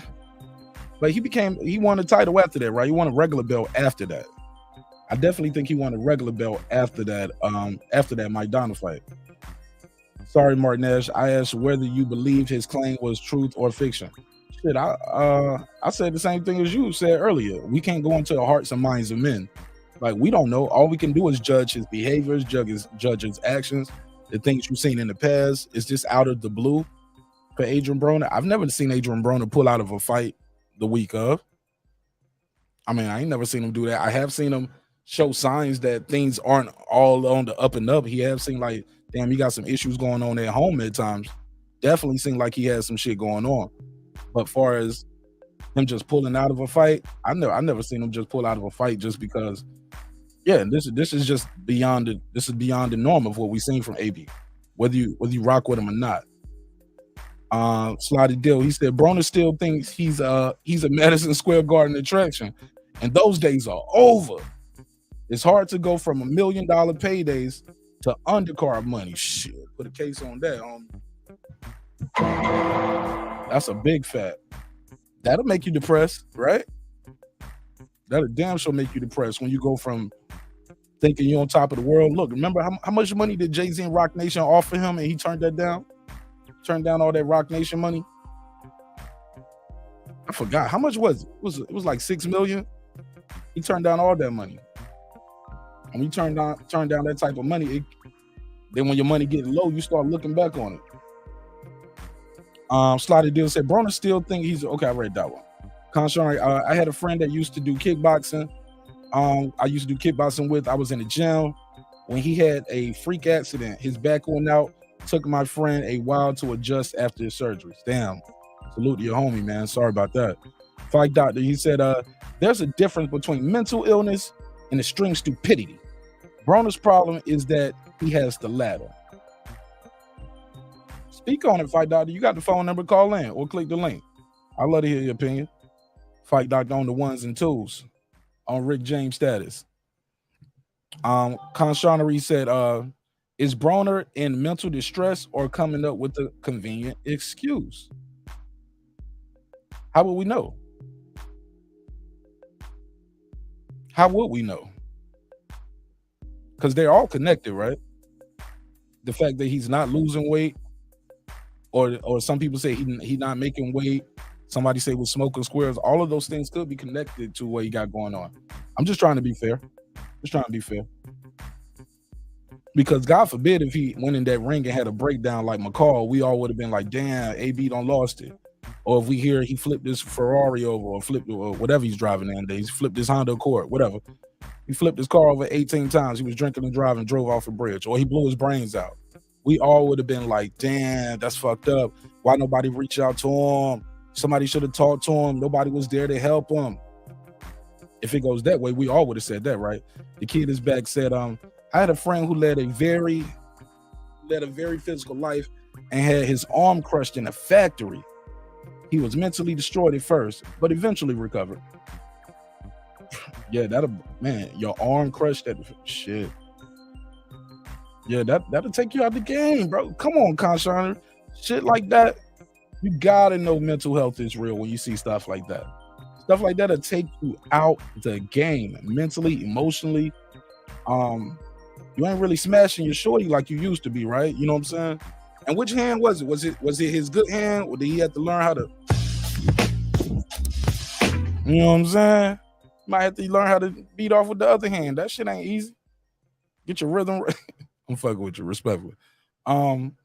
Gonzalez in the building. Gonzalez said, don't mean to be harsh on AB, but he pulled out and ruined a nice payday for both fighters, at least $300K. But shit, oh boy's still fighting. There you go. That's the flight right there. And ain't for both fighters. Figueroa's still fighting Lipinets on Saturday, homie. He's still getting paid. Oh yeah, Figueroa, they slid Lipinets right in like a dancer. Yeah, Lipinets gonna get a payday. He gonna fight. But it's not all about the money, right? Because if you hear his post, he was like, he said he made this mistake before. He said what he said. I feel like I came up short before because my mind wasn't 100% there, and I'll be damned if I made that mistake again. I need to make some changes for the better instead of worrying about other people's feelings and pleasing them.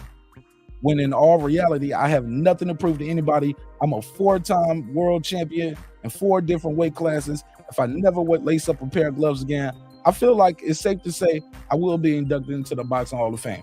Y'all think Adrien Broner going to the Boxing Hall of Fame? He says he's a 4-division, 4-weight champion. Y'all feel like he's going to the Boxing Hall of Fame? My boy Shelton Moore always told me, he said, man, he ain't going unless he buy a ticket. Let me see. Let me get back to my spot. Where was that? Kids back. Convenient excuse. Fight Doctor. Thank you. Don't mean to be harsh. I read that one. He said no amount of money would change how my friend felt. He just wanted to get back to training, knowing he never could. That'll get you depressed, homie. That'll definitely get you depressed trying to train and trying to get ready for something, and it just never happens for you. It's just not gonna happen. So I get it. It's definitely it'll bring you down. It'll bring you down in a major way. Let me see. Let me get to this other topic, and let's see. I'm gonna try to get caught up on the chat. I'm gonna get to the other topic. We're doing good on time, and let me see. Shout out to my guy PJ in the building. PJ said, "What up, fam? What's up to you, bro? What up, though? What up? Said another great show. I'm trying, man. Shout out to Lisa Bells. What up? Peace to you. Conshonery. She said, "What's up, the Fight Doctor? What up? All right. Let me see. It's a bunch of what's ups. We caught up. It's a bunch of what's ups. Kids back. He said, nah, I typed that way when I was talking about the injuries. And I feel like, oh yeah, I'm on the phone. It's all good. What up? It's all good. Queen P, I lost it right here. She said, if one feeling if one feeling of depression leads to one wanting to unalive.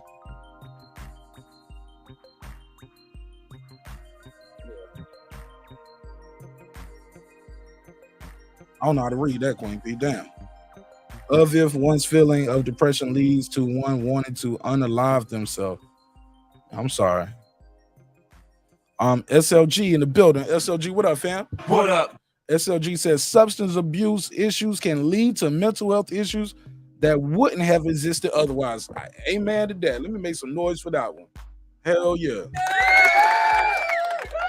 And that's what's not being said right there, SLG. I think you're the first person to say that. A kid could have a substance abuse problem, right?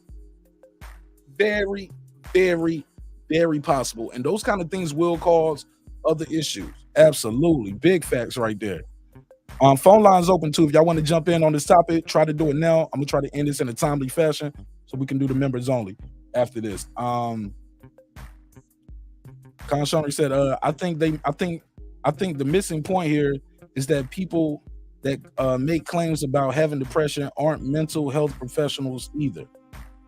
But maybe they got diagnosed. Maybe, yeah, but they know what they're feeling though, right? You know, if you're feeling, look, I don't have to be a doctor, right, to know that, hey, my foot is not supposed to be swollen like this. My leg and my ankle should not be swollen. I don't have to be a dentist to know, like, hey, something wrong with my mouth right here. This hurts. I need to go to the dentist. I'm having a dental issue right now. You don't have to be an electrician to know your lights don't supposed to be flickering like this all the damn time. It's a sunny day, it's not raining. Why is all the lights flickering? So I get where you're coming from, but you know your body. You know your personality more than the doctor would know. You might not know what you're suffering from, but you know, hey, I don't feel right. I don't feel like me. I don't feel like getting up in the morning. I don't feel like exercising like I used to. I don't feel like I'm losing interest in things like sex that you used to be interested in. You don't lose an interest in working out in a gym. So you don't have to be a mental health professional to know, hey, I don't feel like me. I don't feel right. So yeah. Lisa Bell's in the building. She said, SLG, thank you. I just said the same thing on the live. He has an unaddressed substance abuse issue. Really? What's the substance, Lisa Bell? What's he on? What's the substance? I'm very interested in that. I know I've seen him drinking. Is that what you mean? Is it something other than drinking? Is it like he on that cocaine? Is it some weed? Is it lean? Is he popping pills, ecstasy? Like what's the substance? Is it alcohol? Is it something more severe? Let me know. Lisa Bell, sometimes mental illness leads to substance abuse as well. I agree 1,000,000%. What up? I agree 1,000,000% on that. And the other way around, the substance abuse can also cause you to have those mental illness because you're changing the way your brain operates when you start taking those substances in your body. You spend it on the substance. It literally changes the way your brain processes information. I do remember that taking biology. Definitely remember that when we was talking about substance. Queen P said, of course, there's psychotherapy, seeking a therapist, counselor, social worker, and taking medication. Absolutely. Lisa Bell said, what's up to the Fight Doctor? Fight Doctor said, what's up to Sean Connery? SOG saying, what's up to everybody else? Let me skip some of these shout outs. Boom. So, Kid's back. He said, I'm just talking about depression in general, not Broner. So sometimes I'm talking about depression in general. Some people that is their identity. Some people that is their identity, even as an amateur or novice being active. Okay. Some people just gym rats anyway, right? For sure. Let's see, I'm just talking about the branch. I read that one. Average people diagnosing themselves with mental health illness shouldn't be considered as legitimate. You don't know if he diagnosed himself. All you know is what he said on the tweet, right? We don't know if people are diagnosing themselves. But you get what I'm saying, though, Sean Connery?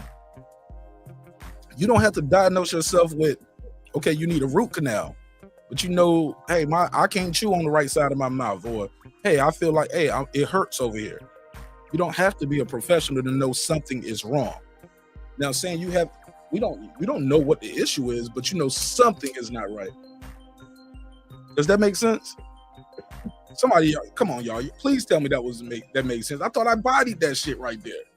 I thought I killed that. Yeah, you don't have to. Yeah, man. You don't have to. I ain't never had to work on a roof in my house in my life. I know the roof don't supposed to be leaking. Yeah, I'm a hire professional to tell me what's going on with the damn roof. But I know the roof don't supposed to be leaking.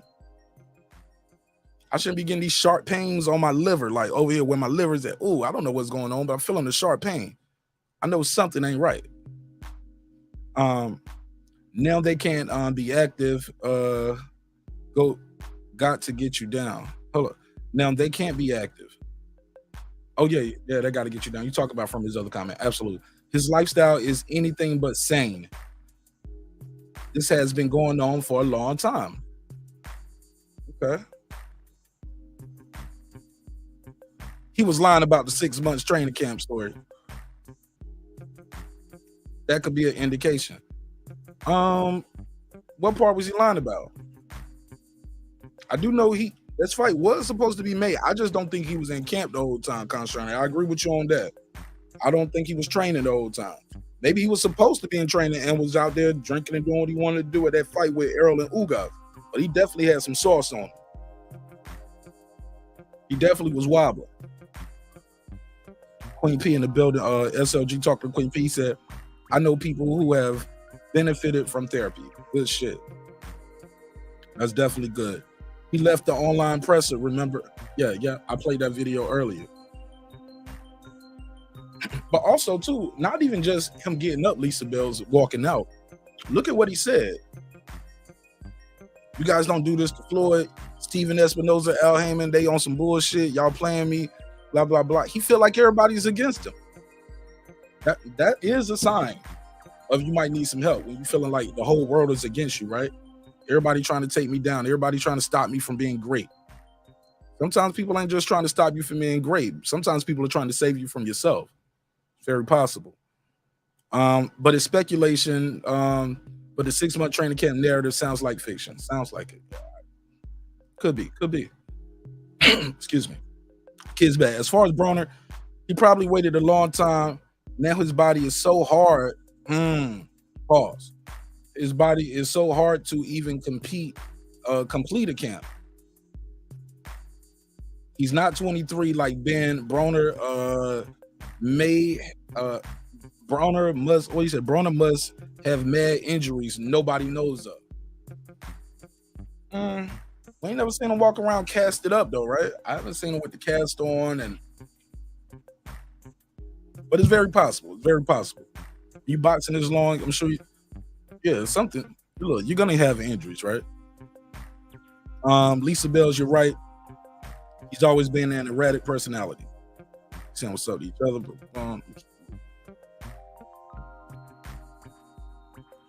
Conshonery, this Lisa Bell to Conshonery. She said, yes, a lot of people just overlooked it. Oh, that's just AB bugging, etc.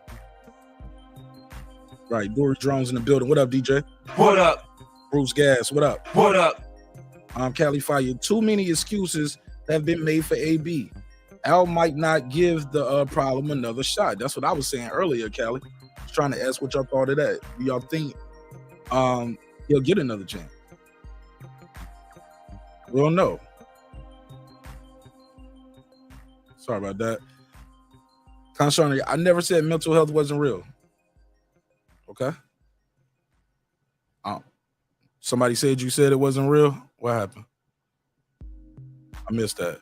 marqnash dropped the link. All right, sure. There you go.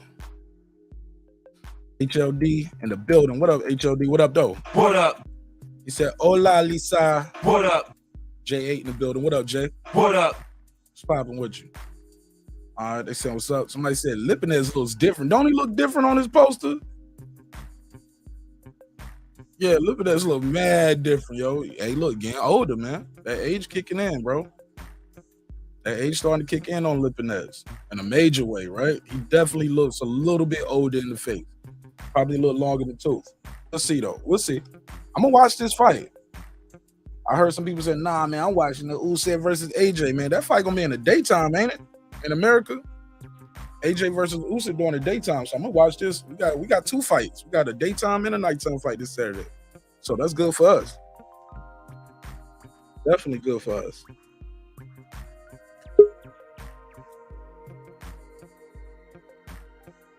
All right, we got the Fight Doctor in the building. Fight Doctor, what up, homie? Yo, Fight Doctor's in the house on Rick James status, as always. Good evening, sir. Good evening to you, my G. How you feel? What's the deal? Make some noise for the Fight Doctor in the building. What's on your mind on this topic, homie? So I am highly skeptical of this whole mental illness excuse. I mean, the timing of it, right? You wait until you are deep into your career. I mean, let's be honest, right? Broner had this fight gone through, had he not pulled out, he might have had maybe 2 or 3 more fights left. And then that would have been that, right? So you're deep into your career and you decide 1 week before a fight,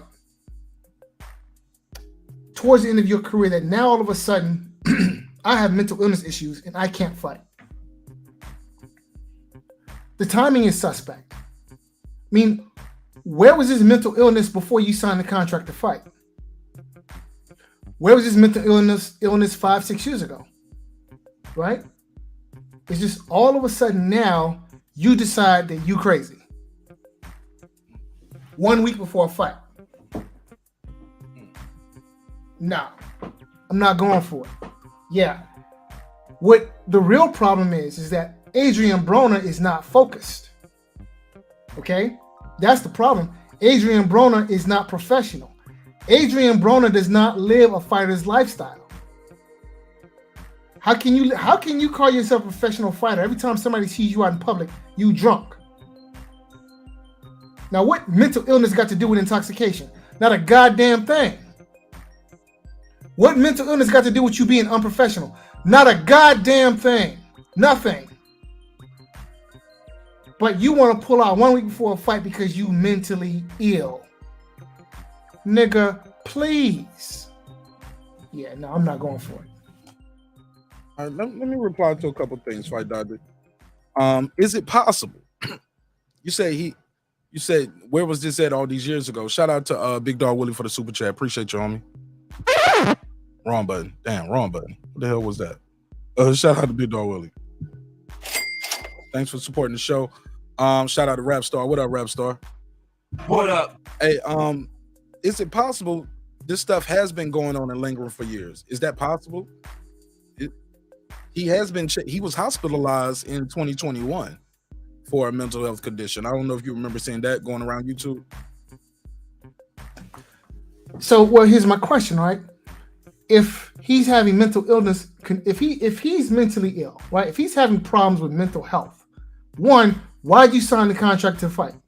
2, why have you not been seeking treatment? And 3, why does mental health kick in 1 week before you're supposed to fight?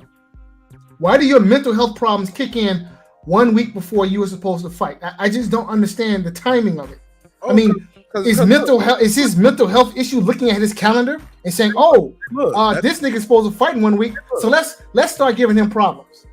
Let me take this call real quick. But look, it's very possible that's when it start kicking in, when the pressure start getting thick. But Sam from Washington, talk to me. What's up, Sam? Hey, what's up? What's up, Mark? Long time no talk. Hey, man, stop being a stranger.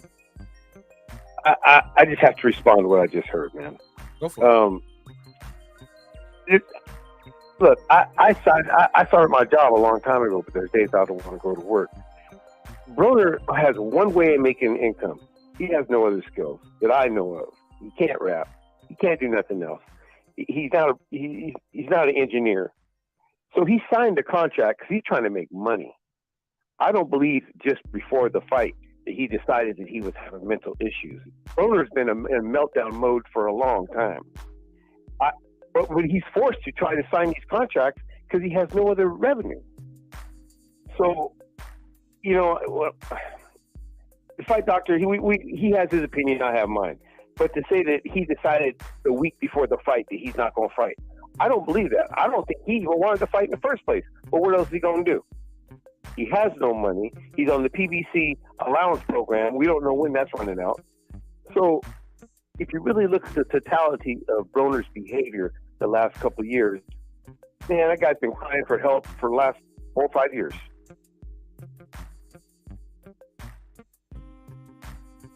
Go ahead. Salute. Yeah. Oh, okay. It got awful quiet. No, we let so, you know, I mean, yeah, I don't know. I can't speak what's going on in another man's mind. But everything the fight doctor said actually points towards he really does have issues. Because he says, Broner has threatened to kill himself. What was that, 2 or 3 years ago? He threatened to kill himself. He's done all kinds of crazy things. Now, if you look at these other guys, now Ryan Garcia, on the other hand, said he was having mental issues, but he was still on social media tapping on people, criticizing people. To me, that's different.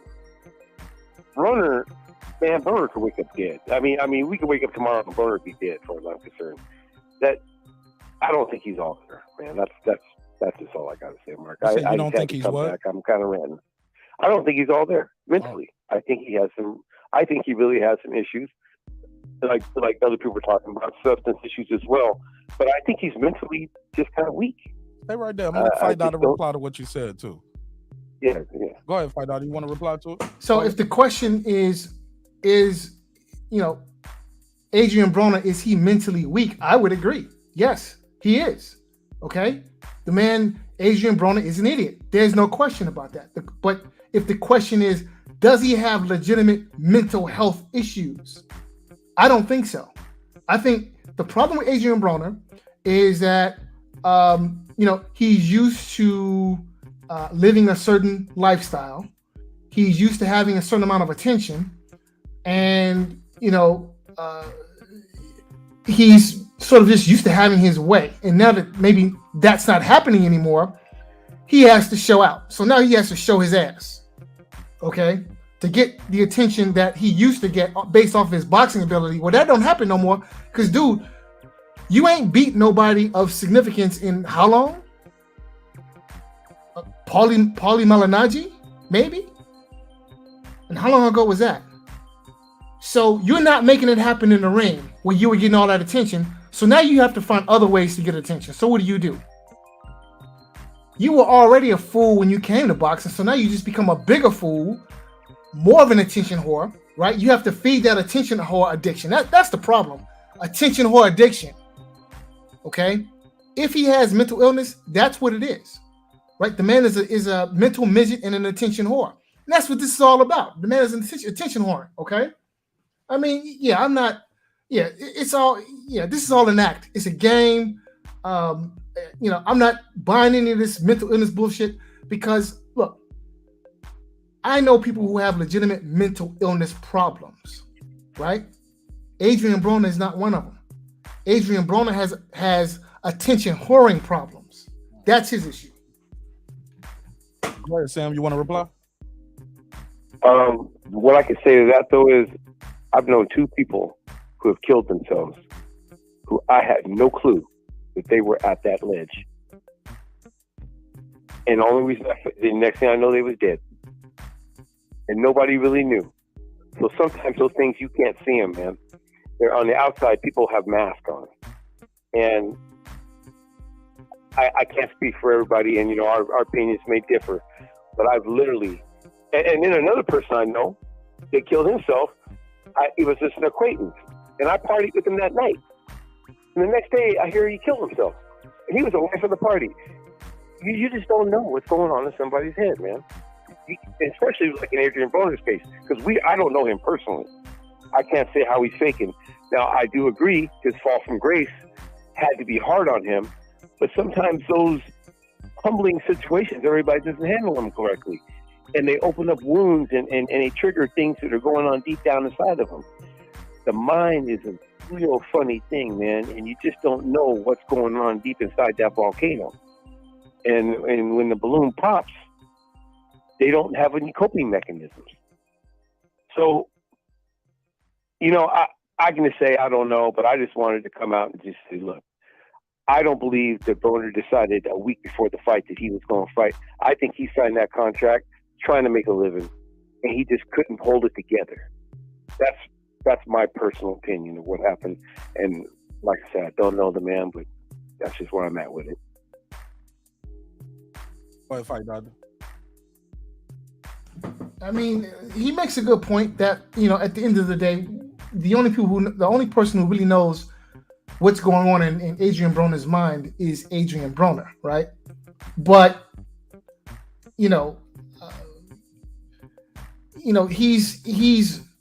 Broner has just been a certain way from day one, right? And, in my mind, he's always been an attention whore. He's always been a clown. And, I just see this as him, taking his extremist attention whoring personality to the next level. He hasn't been committed to the sport of boxing in years. So, I look at it in this regard. The man is mentally weak. He's insecure, and he probably, in my mind, didn't want the world to see him take an ass whooping. So he finds this convenient, which is now in vogue, excuse of being mentally ill to, avoid the world, so he can sidestep the world having seeing him take his ass whooping. That's what I think. Look, both things be true. Listen, I'm sure that Adrien Broner has an army of enablers around him, whispering in his ear, yes men, telling him exactly what he wants to hear. And the people who are trying to honestly help him, right? And the people who are telling him what he needs to hear instead of what he wants to hear, he keeps them at a distance. Case in point, Al Heyman, right? Al Heyman is a businessman, so I'm sure that Al Heyman has been whispering in his ear, like, look, dude, you need to do this, and the other, okay? Let's get you back on your feet. Here's some money, okay? Get yourself right. But Broner's a clown. He don't want to do right. He wants to attention whore. He wants to burn money, flush it down the toilet, whatever the hell he does with it, okay? Walk around like a clown with stacks of cash in his hand, looking like an idiot. So yeah, this mental illness business, I'm not buying it because it's bullshit, okay? That's what it is. The man is a mental midget. That's the problem. Mark, I want to ask him a question real quick. Go for it. A little while ago, when you first started talking about it, Fight Doctor, you was mentioning the fact that Adrien was drunk every time you saw him. He was drunk all the time. Do you remember saying that? Yes, sir. Okay. I can say the same thing about Errol Spence. Drunk every time. Every time I saw videos of him, he was drunk. But he wasn't having the mental issues. He was kicking it. He was partying a lot. He was living his life. He was young, rich, doing his thing, wrecked his car, almost killed himself. But no one's ever accused him of anything else but liking to drink too much. So, I mean, it just because you see AB drunk and lit up all the time, that's you can't just say that's who he is. Because I could bring up Errol Spence and he say the same thing. But what was the path going down the road? And I don't know, man. I think you're being a little hard on him. I don't know. He's everything you said he is. He was a clown. And I agree, he's attention whore. They're all attention whores, man. That's what they do. That's how they get paid. They don't get paid to be quiet and not be seen. And I don't think Adrian's afraid of an ass whooping. He's a fighter. Fighters aren't afraid of ass whoopings, man. They think they still have a chance. They think they can still pull it off. Adrian's waiting in the ring, and I don't think he's really trained that properly, but he thought he had enough to get over it and pull it off. That's the confidence of being a fighter. If you're a fighter, you always think you're going to win, man. I ain't never went in a fight and thought I was going to lose. And so I don't see it that way, man. I don't think he could hold together. And we'll agree to disagree. But I just want to bring up that little comparison with Spence. Spence was drunk every time I saw him. Well, for a while there, a while back, but he took a different path. So I don't want to sit there and totally blame it on, drinking or anything like that. But I agree with everything you said. I just, as far as his behavior, but I don't know if it's an excuse in Adrian's place. I think Adrian is really, really in need of some help. And as far as enablers go, I don't think he's got enough money to really have too many enablers left. Oh shit! I don't think he's really living like that. Enablers cost money. Thanks, though. Fan clubs don't come free, dog. I'm gonna tell you that right now. Facts. But hey, I gotta get off this phone, Mark. Thanks for the vine, and Fight Doctor, thanks for the chat, man. Thank you, sir. Appreciate it. Appreciate it, man. Shout out to my guy Sam from Washington, man. Peace Good call. out. Yeah, Fight Doctor, good call right there. Good exchange. I thought both of you guys made some good points right there. Got the Fight Doctor in the building on Rick James status. He said, "Fuck Adrien Broner, you're a clown." Right? I mean, listen, I sympathize with the man. But at the same time, I realize that Adrien Broner's problem stares back at him every time he looks in the mirror. Okay? That's the problem. He needs to get a hold of himself. He needs to, if you're going to be a fighter, then look, you don't play boxing. You play basketball. You play baseball. You don't play boxing. You don't. Right? Either you are going to be a fighter and live a fighter's lifestyle, or you're going to clown around like Adrien Broner does, who, in my mind, Adrien Broner has not been a professional prize fighter in several years. I mean, he goes through the motions, he gets in the ring, and he stands in front of his opponent and refuses to throw punches. Now, how are you supposed to win if you don't throw punches? So, yeah. Let me ask you this. So, do you think the media and fans are handling Adrien Broner's mental health crisis the same as they handle Ryan Garcia's, Tyson Fury's, Danny Garcia's, and others?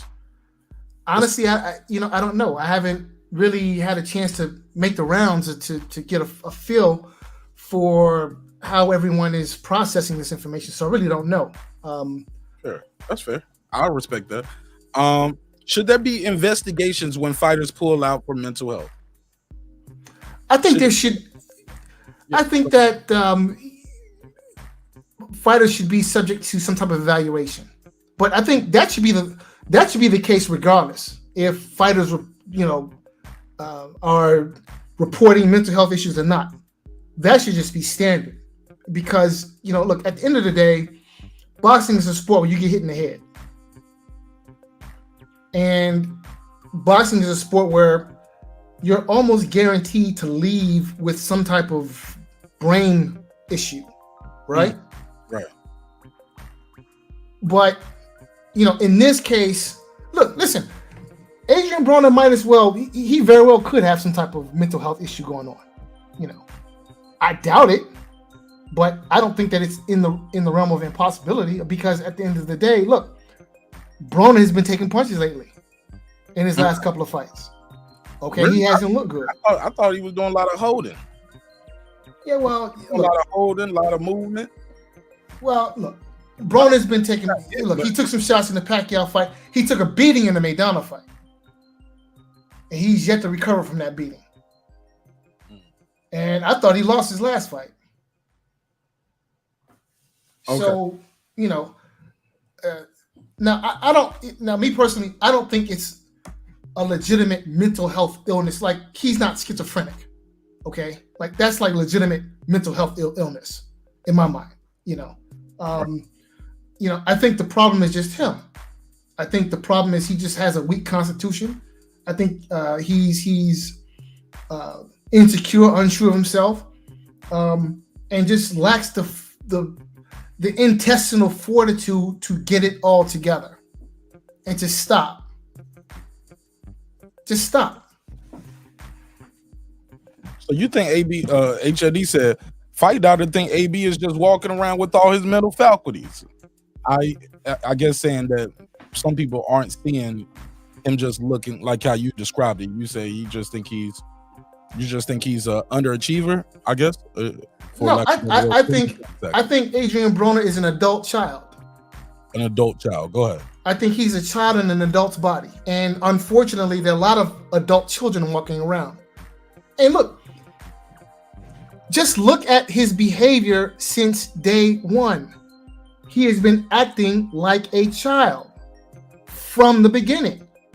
So I don't understand how him acting like a child towards the end is any surprise, and why everyone is buying this mental health issue nonsense. No.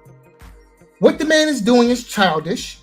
What he has been doing is childish. When he came into the game on some childish shit. And he has not changed. The man is an adult child. That's what he is. Right? So if he's mentally ill, then that's what they should call his mental illness. Adult child syndrome, because that's what the Negro is. Refuse to grow up. Right? He is emotionally a child. That's what he is. I'll say this. My guy Retro, he said you can't investigate people's medical records like that. Those are protected. I mean that more of some kind of checks and balances, because the commission does conduct medical exams for these fighters. They test blood and urine, things like that is going on with these state commissions, right? They should probably do a test to make sure you're mentally fit. Just how they check to make sure, hey, your eyes are working, your fingers are working. We're going to test your blood, make sure you ain't got drugs in your system, you ain't fighting with AIDS, things like that. Yeah, I think they can check to make sure this person has the mental capacity to get in that ring.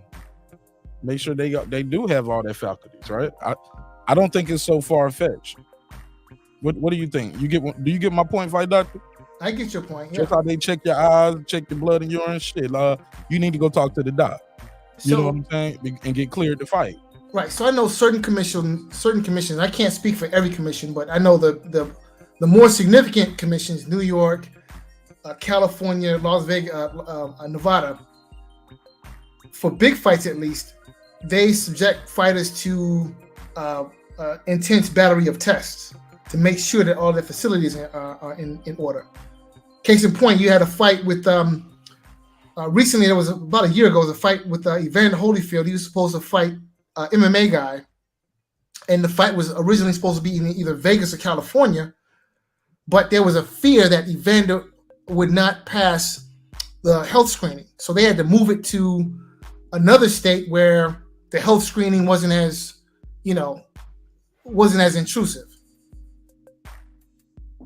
So, I'm sure that Broner had to have passed whatever battery of tests. Because where was this fight supposed to be? In New York, or was it supposed to be in Vegas? I forgot, man. I don't think it's in New York. I can look it up though. Yeah, but wherever the fight was supposed to be, this is considered a big fight. So I'm sure that Broner had to pass a battery of tests and physical tests. That in one of them would be looking at his, they do brain scans and all that kind of stuff, and cognitive tests and all that kind of stuff. So he would have had to pass these tests in order to get a license, and damn sure in order to fight. They're fighting in Hollywood, Florida. Okay, so I don't know. Maybe the tests in Florida are not, as intrusive as in other places. But I know in Vegas, New York, California, if there's something wrong with you, they're not going to allow you to fight. They're not going to give you a license. So who knows? Yeah. I see a lot of people put HIPAA laws. I get what y'all saying. I mean, like, far as you got to clear medical. You got to clear medical. Part of clearing medical, like Errol couldn't go in there and fight with that detached retina. That was a doctor. Yeah, it was a HIPAA law there, right? But you sign a release. Like, you want to fight, you got to do this medical exam, and we got to know certain things about you. Certain jobs, you just got to do certain things. Shit, I remember once that C-19 hit, shit, it was jobs out there low-key violating what we would call HIPAA laws now. I need to know if you were sick. Do you got a cold or not? It was like, no, you got to tell us this. Did you test positive and all that stuff? So you had to tell your job certain things about you. Certain jobs, that's just part of the job. Like, even as a police officer, right? You got to clear a site before you go back to after firing the weapon and getting your gun back, right? Just certain jobs you should just have to clear psychiatric evaluation. And I don't think that's asking a lot. And I think it's there to protect the fighter. That's not saying they're going to release that information. Like that HIPAA law stuff, that's we the fans shouldn't know, but your doctor should know certain things about you, and your employer should know certain things about you. You're going to be getting hit in the head. Yeah, I mean, you got them taking drug tests, you got them doing physicals, we testing for other things. I just think it would be it's my guy Mac. I just think it's there to help the fighter. It's not there to release that information to the public. What's good, Matt? Talk to me. Hey, I just heard about the Broner. I just cut y'all on, and heard about Broner. I heard you ask the question: do I think they treating Broner, or do you think they treating Broner as mental illness or mental proclamation or whatever they doing? Garcia and both Garcia, Danny Garcia and Ryan Garcia. Yeah, you getting low. And you sound like you're talking like this at times. Speak up just a little bit. Oh yeah. There you go. It's like Is it when you ask the question about here you go. Are media members and fans handling Adrien Broner's mental health crisis the same as Ryan, Danny, Tyson Fury, and others? There you go. Well, it just happened, so I guess you might have to give it a day or two. But just by listening to this show tonight and looking at the post, man, it's like they sitting on him, but giving the other two a pass. But I mean, Broner, everybody know he was a fool or whatever, or the way he act out or whatever. But you could say that about almost a whole generation of these ones coming up, whether it's boxing, entertainment, or real life. It's a lot of young men that can't handle adversity. It's like going back. Well, I know when I was coming up, man, like people say, like now y'all got bipolar. Man, our pops would have beat that shit out of you. It's either you going to act one way or act another way, right or wrong. But now it's a zillion excuses. It's everybody get a trophy. I mean, but that's a whole different generation than when I came up. I mean, shit, if you have adversity, man, you got to deal with it. I mean, shit, I got beat up. I done beat up somebody. I mean, I don't go out bother nobody, but I got, you just have to figure it out, and I can't even imagine, and this ain't that long ago. It's like Joe Frazier or somebody like that, Marvin Hagler coming, I got mental illness, I'm dealing with mental problems. And I mean, that could be back in that day to a detriment, but he ain't the only one. But this generation, a lot of them never been taught as boys to everything ain't going to go your way, man. And I stand on that because you could see how it play out, So I mean, if something wrong with him, hopefully he get the help. But it's a whole bunch of dudes, not just him, that you just can't handle adversity. Dudes out here, little girls say they don't want him no more. Just like last week, the boy killed his kids. But that shit been happening a lot in the last 10 years, man. And it's sad. I mean, it's a whole lot of factors behind that. I mean, even though he got his pop in his life, but it's a lot, man. Growing up, it's a blessing to have a father figure to teach you that everything ain't going to go your way, man. And you gotta sometimes you gotta dig deep. And one last thing, yes, sir. I want to say, man, I wonder could you tell whether he was close to the weight or not? Because maybe he was overweight and was looking for an out. I don't know. But I wonder, we haven't seen the picture of him. He just put the post out. But let's say this. If you're not, I said this earlier. I probably said it early in the show tonight and early when I talked about it in the daytime show earlier.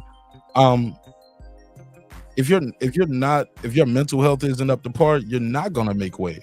Because those are part of the, I guess they say the affect of it, not effect, but the affect, I guess. Those are things that are you're gonna have low energy, low motivation, low drive. You're gonna have your appetite is not gonna be right. Your sleep is gonna be offset if you're having mental health. So both things could be true and both things could be connected: the weight loss and the mental health, and him pulling out the fight. So that's my take on it. Yeah, I mean, I'm gonna just sit back, but like I said, you know, he been acting out for a while for that part, but you know that's not a shocker. But so far, it look like both the Garcia boys done got a pass. You know, everybody feeling sympathy and all that, but I mean, if you gonna have sympathy for one, have sympathy for all. I mean, that's the way I look at it. For sure. But as far as his past behavior, I mean, you know, it's been out there for the whole world to see. But so maybe that might lend to people not believing him or saying that he deserves it. Whether so the Garcia boys, who knows? You know, that's like a gray area. But like I said, by just happening, I'll just sit back. But man, these young kids, man, you got, especially a young male, man, you gotta teach them everything ain't gonna go your way, man. You gotta deal with it. You gotta teach them how to resolve shit without letting it, you know, drive you to certain means or certain points, man. For sure. Well, I appreciate you calling in, Matt. All right, brother. Have a nice one. Man, thanks for pulling up, man.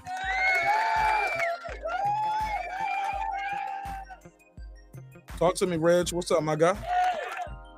Oh man, glad everybody having this convo, man, on this mental health thing, man, and AB finally getting the damn help he needed. I know it comes at a bad time to where it leaves other questions like the excuses, the reason for pulling out, was he serious or not? But if he wasn't gonna give his all, it's best to pull up out of the fight. It's just wrong when you do it like you have these outbursts, you cuss out people, you think you're above for what they present you on. You too good for the online press conference and things like that. But it's like, no, they see exactly what's going on with this guy. Wasn't no need to put him inside a facility. They know damn well there's a possibility of him pulling out of this fight, so therefore they put it on camera. But AB's having to come with terms with things. A lot of what he led into his life has caused his detriment that he faces now. Everything that's eating at him. It's past, man. You said they knew he was gonna pull out. They put something on camera. What you said they put on camera? No. When he got the tripping about having to do his press conference on the camera, and he going back to sleep and all that kind of ill stuff. But he has done it for a long time. He's done all this stuff, from the cussing out Al Bernstein, Steve Farhood, Leonard Ellaby, Steven Espinoza, Al Heyman, Floyd Mayweather. You just see the signs of it, and you've been seeing it for a long time. Even when you watch the old news interview when he's a kid and talking about robbing, the old family videos of them fighting in the neighborhood. So it's just like a lot of dysfunction in the world of them. All these kids, different mothers, that mounted on him, the girl leaving him, the embarrassing of her, brushing people's hair. It's like he's a lot of this fame stuff, which is also an addiction that a lot of people can't control. Once you get a little taste of fame, continuing growing of fame, money to go along with it, people around you, their hands out, and you're just happy to please other people while you're dealing with your own battles. Yeah, it scars it for a little bit while you're out entertaining and stuff. And then when you go back into your own silent little hole, you face the deal with your damn demons, everything that's playing within your brain. And he's come to this point to where I bet it was hard to wake up, to want to go in there and train. He's been begging over that damn girl that had left him, I guess the last kid mother. And that could be weighing on the dude, along with a lot of other things, the doubts, people not believing in him. And that's the effect of fame. Well, you're once this dude who everybody came to see and spoke highly of, and you're just not that guy anymore. And that could be bothering. What you wanted, the goals you set out for yourselves, and you underachieved based on the obstacles that you put in place, along with the type of people you come around that's been around him. Like in that video where he drunk as fuck, and many people, man, no, he just out hanging out. He's a grown man. Ain't nothing wrong, man. Ain't nobody reaching. You see right through that shit. There's something going on with this dude. There's pain there. Motherfucker who gets shit-faced and drunk, they're dealing with shit. You know how to get a good buzz, put the bottle away. You got to overdo it. You're hiding from some shit. Same thing as a person who picks the pipe up. And it's sad that he's had all these people around that have allowed that. Maybe when AB's in this drunken stupor, he's open to giving people shit. Oh man, AB, can I hold 10,000? Oh yeah, man, it's nothing to a boss. Here. oh, AB, man, and they doing this shit. So it's just like a lacking of growth amongst the people he kept around him. Yeah, go ahead. Yeah, but that's part of having that manic too. When people go into those manic modes, it's not just always something bad where they just really depressed. Sometimes they go into those manic modes where they'll give away all their money. Right. It's a condition. When I was say it earlier, I saw Sister Lisa Bell. She was like, that he's being self-centered, thinking everybody's against you. No, that's part of the disorder too. Thinking everybody's against you. It's a paranoid type. I think it's called PPD. If I can look it up, but I think it's called PPD, where it's like it's a personality disorder where you're paranoid and you think the whole world is out to get you. Everybody's against you. Al Heyman's against you. Steven Espinosa's against. Showtime's against you. Everybody who's giving you nothing but opportunity is your worst enemy. You get what I'm saying? What do you say? Right. I was talking to Fight Doctor earlier. Fight Doctor, he's calling bullshit on the mental health. What's Fight Doctor? Can you repeat your synopsis for Reggie? I want him to reply to it, and then I want to get y'all take on this Texas shooting too. With the, with the football guys. So in my mind, this mental health excuse is a dodge, right? Because now, if the question is, does he have a substance abuse problem? I'll be inclined to agree. But just because you have a substance abuse problem doesn't mean that you are crazy. You have a mental health issue, because there's a difference. There's a difference. Broner's problem is that he is an adult child. He's emotionally immature. And he's an attention whore. And now in 2022, he isn't getting the same attention that he was before the Maidana beating, right? When he was on top of the world. There's a difference. And so his brittle little fragile ego can't handle it anymore. He just can't, right? Because he's not getting the same attention that he was getting back then when he was on the up. Because now he's on the down, right? In fact, he's in the dumps now. But this is all his own doing. This is all his own doing. And above and beyond that, it's just an inability to accept reality. Now, if you want to call that mental illness, then I would agree. But I'd look at it as him being immature, because all his problems he created. He himself. Nobody else. Not Al Heyman, not Showtime, not Marcos Maidana. Don't get it twisted. Adrien Broner's problem stares back at him every time he looks in the mirror. All right, Doctor, do you believe they can be connected, the alcohol and the mental health, or do you believe some people cope with mental health with alcohol, and they can be connected? No? Yes? Yeah, sure. Anything is possible. I mean, I'm not a mental health professional or anything like that, but anything is sure. Do crazy people abuse drugs? Sure, of course they do. Yeah, I would tend to agree. I don't think that's the case here, but yeah, I wouldn't rule it out. Go ahead, Red. Yeah, no, I think is 1,000,000,000% all part of that mental health thing. Him being schizo, manic, all that stuff, and he's been exhibiting it.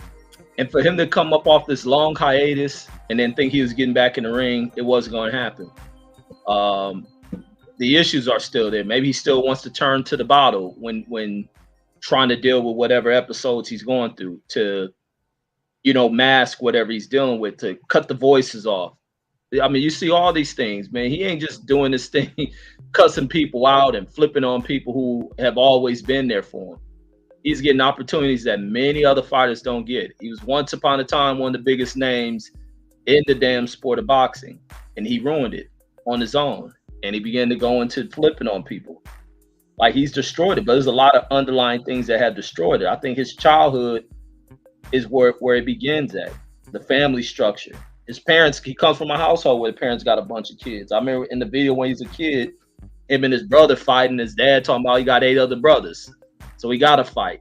They putting on showcases in the street. It's just like a dysfunction. You want to teach the boys to fight, but you don't put them in environments where it's all effed up, screwed up. The environment look like shit.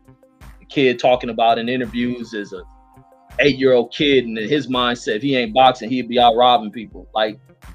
So it just shows you what kind of environment this kid comes from.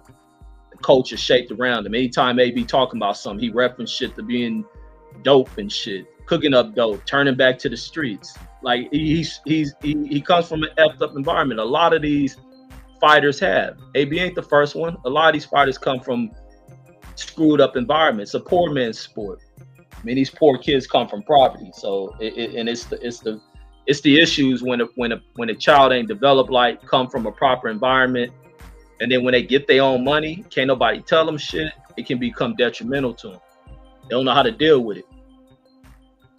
All right, well, shit. Let me move on to this fight. Do you want to reply to that, or you want to go to this next story? No, we wasted enough time talking about Broner and his life. Trust. All right, move on to something else. All right, so the police are seeking where he turned himself in. His name is, how you say, Yaqub Salik Talib. He is the brother of former NFL player Aqib Talib. Also won a Super Bowl. They say allegedly, according to witnesses and the police report, he shot a coach during a youth football game. Wow. This happened, police said it happened just before 9 p.m. at the end of the game between the Dragon Elite Academy and North Dallas United at Lancaster Community Park on Jefferson Street. In the video obtained by TMZ, it appears there was a confrontation between some of North Dallas United coaches and the referees. That argument turned into a fight among the coaching staffs. Police said Talib pulled out a gun and opened fire, killing 43-year-old Dragons elite coach Mike Hickman. So he had it on him, like my boy from Whittier. I had it on me. Talib is the only suspect named by police. He is expected to face murder charges. In a statement on to Fox 4, his attorney Clark Bursell said, "My client looks forward to his day in court." No, you don't look forward to it. Nobody look forward to their day in court, but I get it. He said, "My client looked forward to his day in court to give his side of the story. He regrets the tragic loss of life." Witnesses tell people Aqib was also, his brother was also at the game when the shooting took place. Will it take the stand? What's going to happen here? Family and friends said the shooting happened in front of several children, including Hickman's 9-year-old son. He killed the man in front of his baby, allegedly. Kerry Lewis and Heath Mays were coaching alongside Hickman when they said the opposing parents and coaches. So, look, the assistant coaches saw it too. These guys gonna take the stand, yo. These ain't no this ain't no snitching stuff. This is a youth football game. Excuse me. We're supposed to be here to teach these kids to get off the streets, do something positive with their energy, play football, do something positive with their aggression. Let's play football. You got parents there, kids there. This is a scrimmage game, and you brought a gun there. First of all, you couldn't have shot him if you didn't have a gun on your hip, right? We get into some kind of disagreement over some calls of some kids, which leads to gun violence, and now a man has lost his life. Wow, Reggie, what's your reaction to this story, man? I'm sure a goddamn idiot who should be going away for the rest of his damn life. Like you, and on top of that, you the coach, so you out there calling plays with heat on you. And it's like, what's the environment? Matter of fact, Brandon Washington was out there, and he the one was telling me about it yesterday, where his kid was playing out there before this, and he didn't feel comfortable with his child being out there, the type of language being used by other kids. He just knew it was a bunch of ghetto-fied bullshit. The energy in which, the two different sides, came at each other with. So it was just like, he's seen it, and then it wasn't until later he found out what was going down, was like, and he was just like, he wasn't surprised. And then to find out is what's how you say, Aqib Talib's brother. Aqib Talib. I can't even still pronounce it, but his brother ended up being the one involved as a coach. So you on the sideline with these kids with a dang loaded damn gun and tripping off of some bad play calls. And this wasn't even a real game, it was a damn scrimmage game they talking about. But it just shows that the animosity was between the adults who come in with the street bullshit, and then it play out. So, and then it's like, when you listen to that video, he firing off multiple shots. There's kids standing all around this shit. But that's the problem when you deal with people, who don't know how to calm situations down, cooler heads coming out there to diffuse the situation. It's just like, man, They done destroyed a lot. They done destroyed the family of that coach. They done destroyed these kids, and they done destroy their damn selves. So there's gonna be other charges possibly come from this, but ultimately, what's the name, brother? And I think his brother a felon too, so he ain't even supposed to be with a damn gun. So he may be toast. Darren Lincoln, no, not him. His brother. But him and his brother, they look a lot alike. Fight Doctor, this is the assailant right here.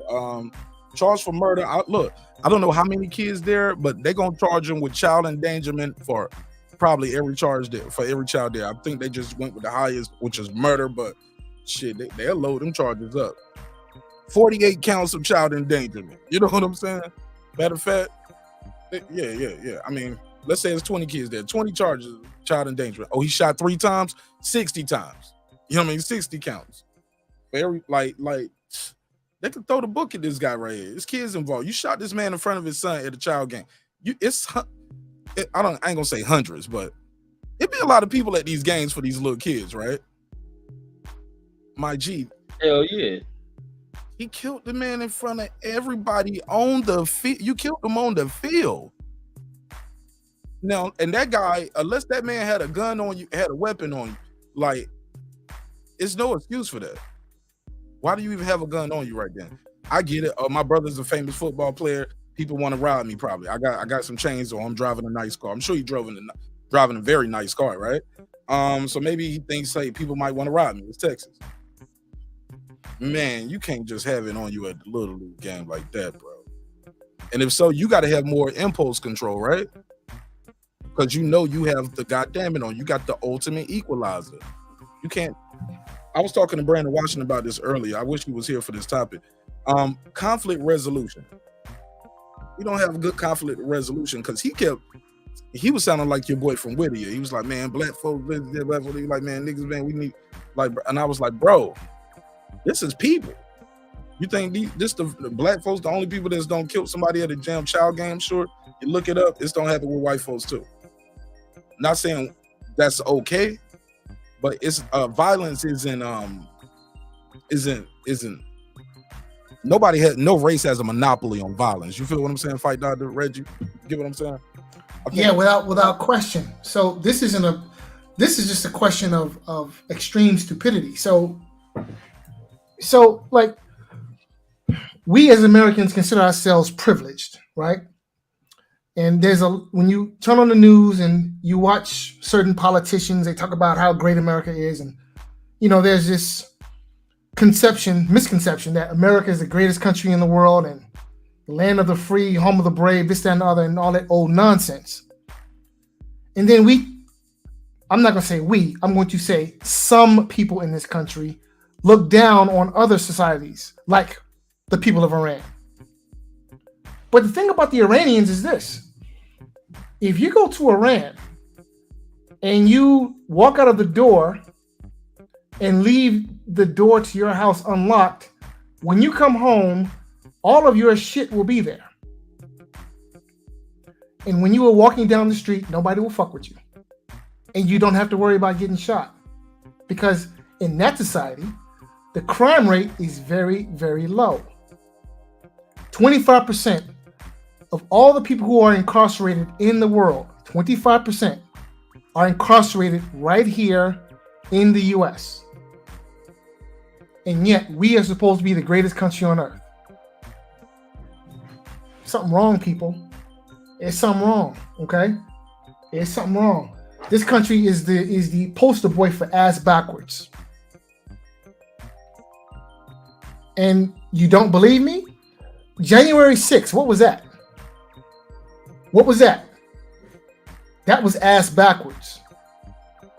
Right? Look, in a place like Iran, corrupt politicians, guess what happened to them? They fucking go to jail. Not in this country. Not in this country. This country is the only place on earth where you can go. The only place on earth where you can go and children are shot in school on a regular basis. That happens only in one country on earth, the United States. It does not happen anywhere else. Not Mexico, not Iran, not Saudi Arabia, not Afghanistan, not in any of these places that we think the people are ass backwards. It only happens here. The question needs to be asked is why?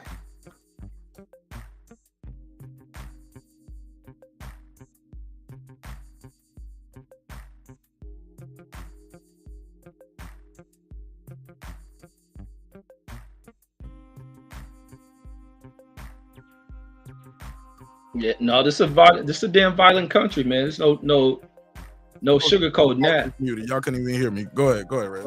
No, I was just saying this is a very violent country, but this ain't the only country that type of violence happens in. It happens elsewhere, but America is definitely at the top of the list of where you see that level of violence happens on a frequent, kind of a common place for it. But it happens in every other country, but America's definitely a leader. Like that, Reg, though. What other country do they have? Look, every country got violence and drugs. Yeah, you have had other countries where kids have been shot. You have had countries that have had overthrows. You have had countries that talking about overthrow. He was talking about the mass shootings for them kids, Reg. That's what he was talking about. The mass. Yeah. I mean, not to the level you see it in America, but you have had it. You've seen it happen in New Zealand. You have seen it happen in Middle Eastern countries, but they have harder laws on stuff. Usually, you'll see it when certain militaries are taking over certain sects, but you don't see it to where it's played out all the time amongst the civilian population. Yeah, you're right, but there's level of ill violence that happens all over the place. You deal with other places that may have where rape is more of a commonplace and things. It's just that humans have a real fucked up nature of them. And America is a real fucked up place culturally. We adapt to a lot of the ill shit that we see played out in TV, the programming that we get. But I think mankind just the thing has to be addressed with the way in which people go about treating each other globally. Is the thing. We deal with Middle Eastern people or foreigners who come here. You see them behave in some of the most maniacal fucking ways. That ain't something they learned from being here. It's something they carried over here with them. So it's just people have fucked up ways. It's just man dominance over shit has to be addressed, especially negative ass people. Like ill-natured people have to be addressed. And it's just unfortunate so many people in the world act afraid of crazy people rather than addressing their asses. But you don't know they're crazy sometimes. Like even with I can spot a crazy motherfucker from a sometimes. That's you though, Red. You got a special gift. You know what I'm saying? But some people see Adrien Broner like, he nothing wrong. There's nothing wrong. No, it's nothing wrong. He's just a rich dude who can beat up a lot of guys. Most guys on the street. He could probably beat them in a fist fight. That makes you walk around with a different type of arrogance. And I got more money than you. And I got my waves, and I fuck your bitch, Paulie. Like you get all of that with Adrien Broner. But with this guy right here, this is this some kind of mental thing going on here? Because you got to be a little Looney Tune, right? You just bringing the pistol, or is it just extreme paranoia? Why do you think he needed that gun on him at the Little League game? Is it the car he's driving? Is it the jewelry he's wearing? Is it because his brother's a famous NFL player? Like, man, I don't want to get kidnapped, or because people will kidnap you if we know your brother's a NFL player, or she got a Super Bowl, or he got a couple dollars somewhere. Snatch his brother up. It's a couple of things. So first, Texas is a unique place because one, everyone there is loaded, is armed to the teeth. Everyone carries in Texas. Everyone, right? I mean, most Texans, when you go to their house, they have an arsenal. Okay. Then the second thing is that this country has a love affair with the culture of violence, and it's everywhere. It's in the movies, it's in the small screen, and it's especially in the music. Right? Video games. It's everywhere. Like America, this country, this civilization, it eats, it breathes violence. But you should be able to go to a kid's football game, a kid's football game, man. Like how many parents you think gonna take their kids out of football now? Hell okay, no. Listen, I'm agreeing with you. You should be able to go to a kid's football game and not worry about having to get shot. Unfortunately, you live in an ass backward civilization where now you have to worry about your child when they go to school, whether or not they're gonna come home. That's the society that you live in now. Ass backwards. Fela Kuti, he said it best when he said that oh Lord, Western civilization is built upon a foundation of ignorance, and it's true. Say that again. Say it again. Western civilization is built upon a foundation of ignorance, and that's what it is. It's crazy. Think about it. I mean, were we not paying attention to what was going on January 6th? And was that not crazy? That's the craziest shit I've ever seen in my life. I'm 50 years old. American fun. They just, Look, I'm 50 years old, right? I'm 50 years old. That's the craziest shit I've ever seen in my life. Like the craziest shit I ever saw, like witnessed. We was having a blast too when it was happening, man. I remember seeing it. I saw it getting bigger, but I saw it. I want to say growing. I saw the size of the crowd forming massively until they just started taking off. I was like, yo, this shit getting a little out of hand, ain't it? They're getting closer.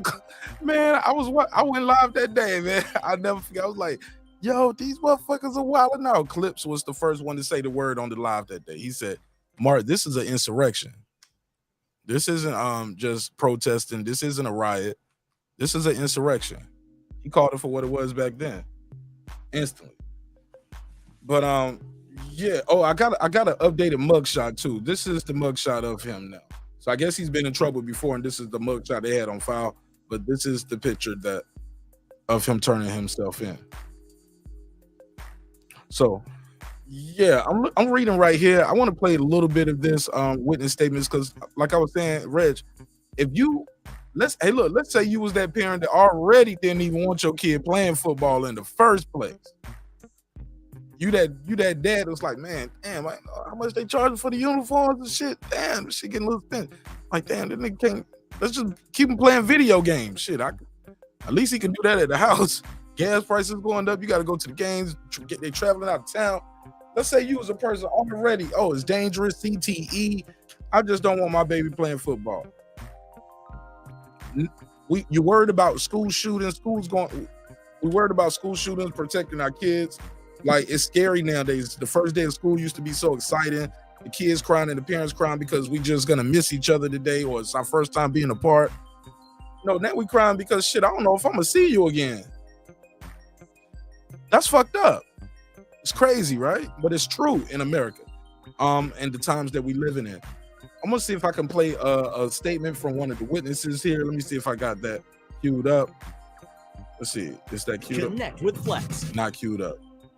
Let me see. Is it over here? But I saw this quote right here. It said, they were upset about losing.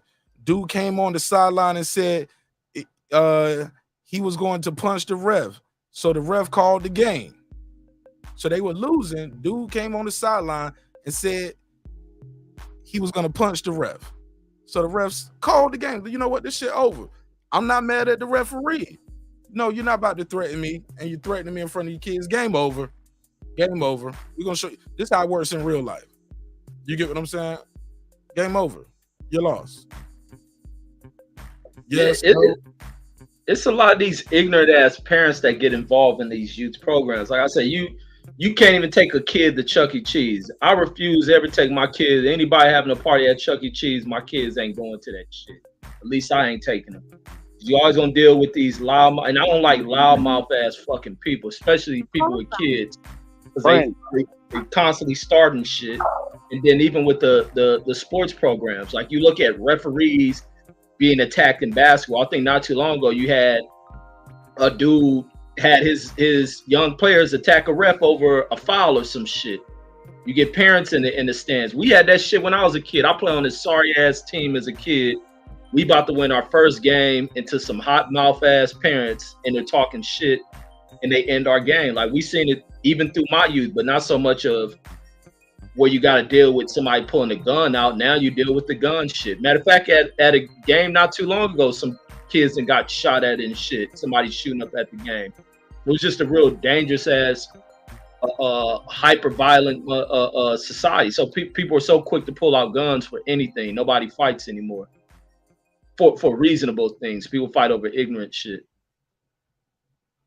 Okay, I'm gonna run this news clip. They said they got in the fight again.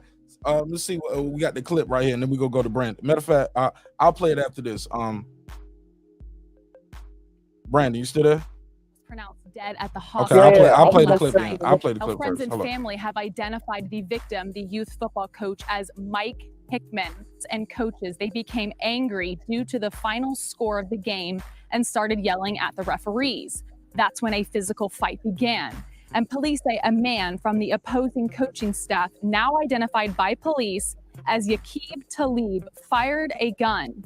Hickman was shot and later died at the hospital. Friends and family and fellow They said Aqib, that ain't him, it's his brother.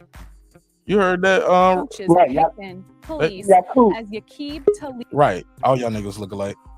fired a gun. He need to sue Hickman their was ass. shot and later died at the hospital.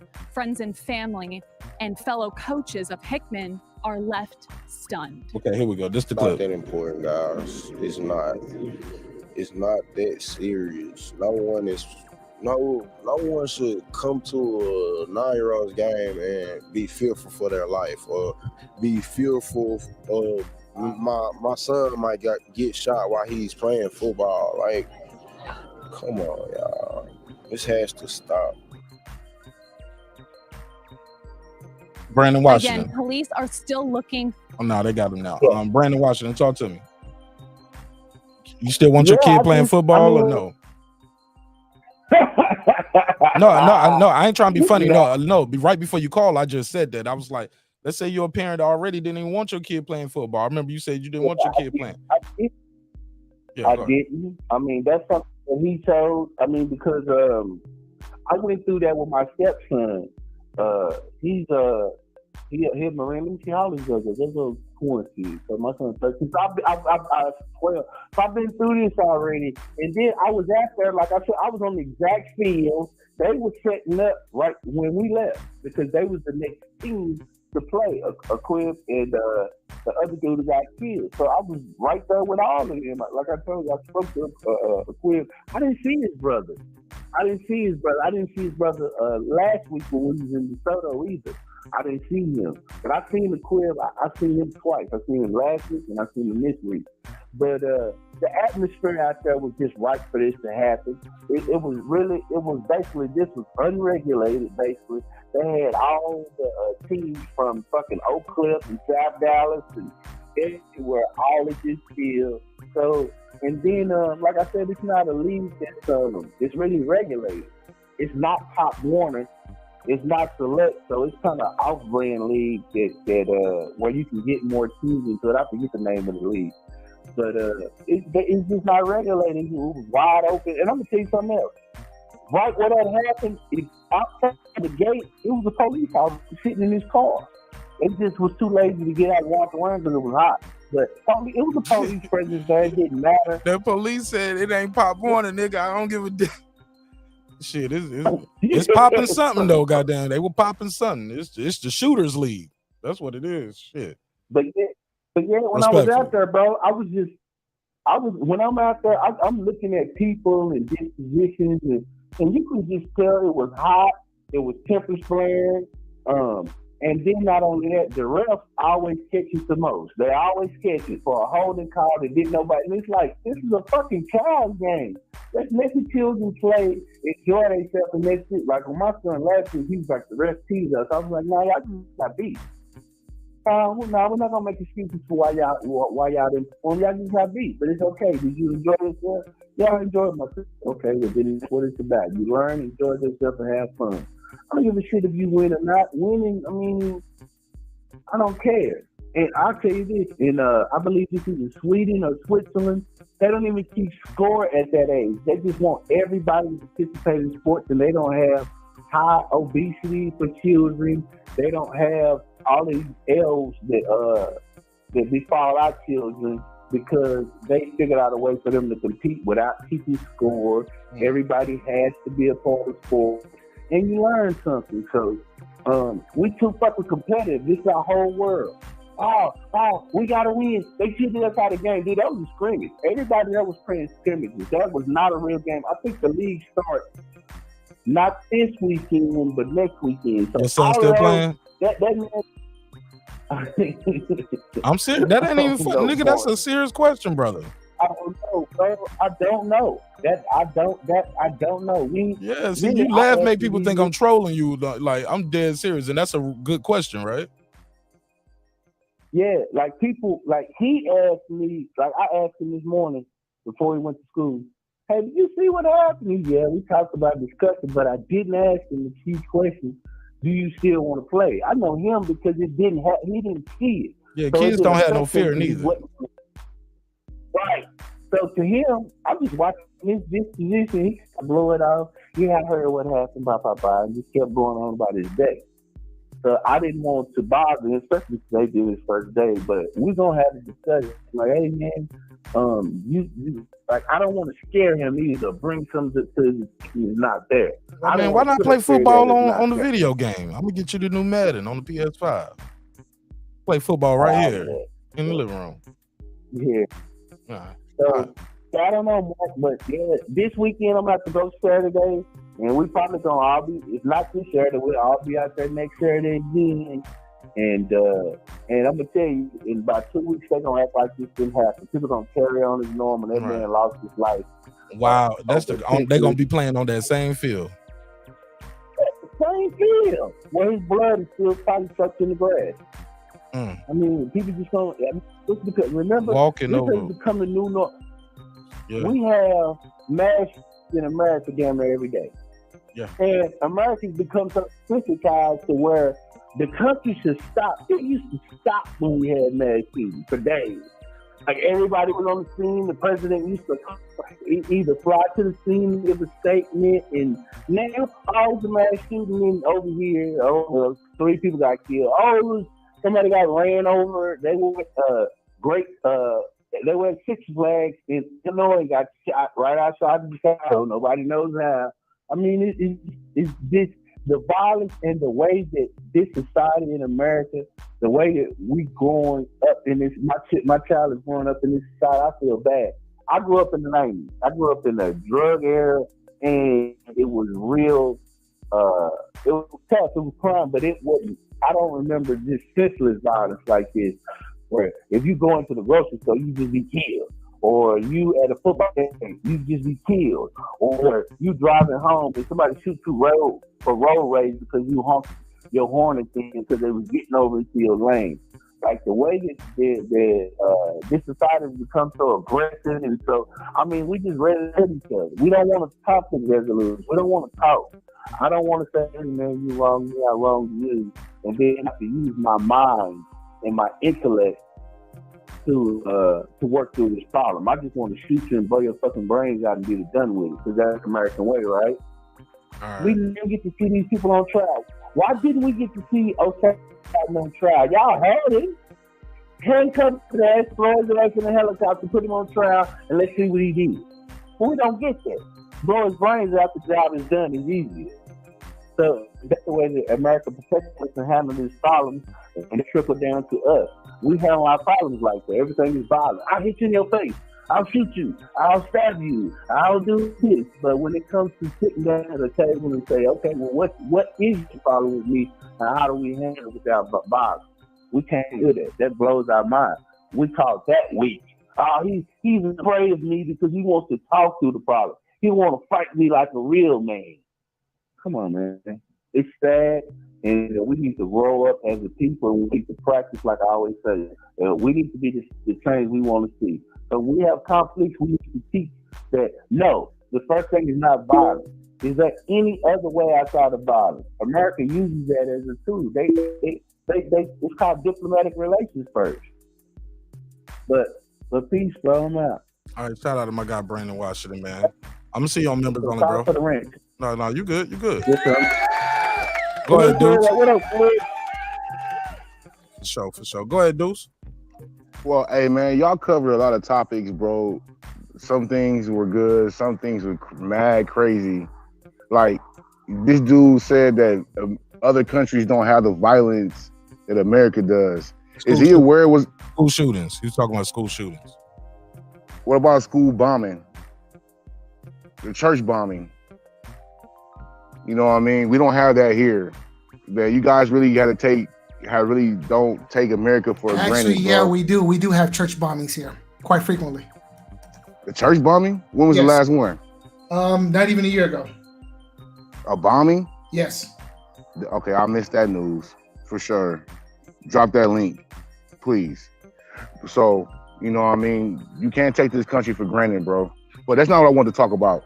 Like, one thing I learned about here, like, my last couple of years on these YouTube streams and everything, from my dude, B-Dub, Brandon Washington, he always say, bro, as black people, we got to start treating each other better. I applied that to my normal life. Instead of just being like so standoffish with people, whatever, I started greeting people more. Hey, what's up, homie? What's happening? What's up, relative? How you doing? You know what I mean? Start trying to be more positive with people on the streets.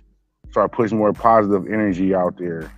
This AAU circuit, Pop Warner circuit, bro, is all ran by a bunch of dudes who never played football, parents who never had other kids in football, never played sports themselves. All they know is what's on the video game. So these people are so uneducated about how things really are in between the lines. They ride these referees, like Reggie was saying the other day. Man, you see video every day about a referee getting jumped at a basketball game, all kind of shit. Like, all that. We got to start treating each other better as people. You know what I mean? And January 6th wasn't an insurrection. They let the doors open for those people so they can try to make sure Trump never runs for president again. That was also making excuses for them fucking rednecks. Hey, it starts. Hey, okay. So it starts and ends with this. On January 3rd, Trump asked for the National Guard to be there. He was denied by Muriel Bowser and Nancy Pelosi. Why was he denied the National Guard? Mike, that's where it starts and ends. False. They cannot. That shit is false as hell, bro. They had 3 people testify to that shit, bro. That they've spoken of Trump denying that shit. Okay, stop defending that, man. You just spoke all this 3 people. Shit. You just spoke all this good shit to get on here and defend this white bitch named Donald Trump. I'm not defending that shit, but I'm not gonna be brainwashed by these motherfuckers. And you defending the piece of shit. If he was going to prison, he would have been in jail. How much wrong this nigga got to do before you wake up? Biden can not shake somebody's hand, and you niggas be on his ass. Yeah, right. He shook his hand. He already shook his hand, and he went to go shake it again. Oh, see, he don't need to be president. But Trump can do all this other fucking maniacal shit, and y'all make up every excuse for this piece of shit. Y'all Trump make ain't up no excuses. President. He ain't nothing but a piece of fucking foreign shit that his fucking father, scumbag ass, created. Trump been a bitch. Y'all sitting here defending that might be true, but still not gonna let the media tell me that this motherfucker did start that shit when they let those people in there on purpose. Structured by the FBI, which is all through that fucking insurrection. All those fools were pointed out and fucking fingered to be in the FBI. There ain't nobody talking about, ain't nobody bringing the January 6th congressional hearings and none of that shit. So don't tell me that, Trump. These motherfuckers playing this word. Bro, what are you talking about? Bro, they ain't brought Ray Epstein once. They haven't even questioned the motherfucker, bro. And they got all kind of takes about this motherfucker trying to put people into the insurrection, trying to gather up motherfuckers. Somehow we going in, we got this, and this motherfucker FBI. And they got him on tape doing that shit the day before and during. And they ain't brought his ass in once. Don't tell me that shit, nigga. This is a fucking swerve. Why these niggas sending all this motherfucking money to Ukraine and all this other shit they trying to gear up for, and you talking about Trump. Give me a fucking break. Fuck Trump and the motherfucking Democrats. These niggas trying to swerve us, homie. Fuck that shit. Well, Trump, then make it fuck Trump. Trump a piece of shit. He created a lot of this fuck shit going on in this country. No, they created that shit with social engineering. They created that shit. Engineer. All that right, nigga's for sure. A delusional scumbag trying to protect himself because he's a fucking criminal. Listen, Trump is certainly pushing a certain narrative, and he's aggravating certain issues. But some of these issues have existed long before Trump came around. The issue of race, long before Trump. The issue of white supremacy, long before Trump. The issue of voting rights, long before Trump. The issue of income inequality, the issue of women's rights, all that shit was long before Trump came on the scene. I want to say this to dudes. Certain things, though, we just gotta give people credit for not making good decisions too, dudes. Like he did not have to do a rally telling people they stole the election in Washington, D.C. within walking distance from where they are certifying the election. Bro, they just did a rally 2 weeks before that in the same damn place. That's not 2 weeks before. That's even better. Why are you doing that again? 2 weeks before, someone called that doing. It wasn't his rally. It was their rally, and they called him there, bro. It wasn't his fucking rally. He didn't call a rally. Dudes, the day that day he did that rally was the day they were certifying the election, dudes. Bro, he didn't call the rally. They called the rally. Dudes, he spoke there though, right? Yeah, they called him up there. He's the president. So he's listening to motherfuckers calling him up. Bro, it's a rally for him. He could have said no. He could have said no, but he didn't. He said, let's do it in Arizona. But he also said, let's get the National Guard up here, and they told him no. You don't do that. Tell people, hey, down the block, they're down there trying to steal the election from you. They stop the steal. Stop. They telling people to go stop the steal. Let's go take back our country. Dude, stop. No. You don't think that was a good decision? You don't think that was a bad decision? It wasn't my decision to make. No. I know that. Stop making excuses. I'm not making excuses for them, but I know that what they did was pull a swerve. Sir, I'm gonna just ask you again, open direct, because you spoke on other things that wasn't your decision. Dudes, do you throw a rally within walking distance on the day they certifying your election? You throw a rally telling people they still in the election right down there, and now people are just going walk. Dudes, do that in Arizona. Do that in Texas. Do it anywhere, but you don't do it a couple blocks away from where they're about to certify the election. You don't. And it's supposed to be the most secure place on earth. One lady tried to drive down the damn street and they smoked her ass. And all of a sudden, there's no security here at the Capitol building. All of a sudden, can't nobody stop nobody from doing nothing. The police is waving people in. Don't run that shit to me, dog. No, sir. Nobody asked that. I'm asking you an open direct. Okay, no, it wasn't okay for him to do that shit. When I did it, hell yeah, I'm rallying my troops. That's what we doing. Okay. So you are right or wrong. Right or wrong. Right or wrong. American voters, sir. Okay, so try to have an insurrection at the goddamn casino and see what happens. Try to have an insurrection. Catch a motherfucker off guard. You gonna catch him off guard, bro? They knew about this shit. How's it off guard? Man. How did fucking 100,000 people, FBI, all kind of police officers know about this shit, and nobody else knew about the shit. Nobody else knew. But all these people that got caught up in that shit, cops, FBI agents, all kind of firemen, lawyers, every fucking thing, senators, all kind of people know about this shit, but they didn't know about the shit.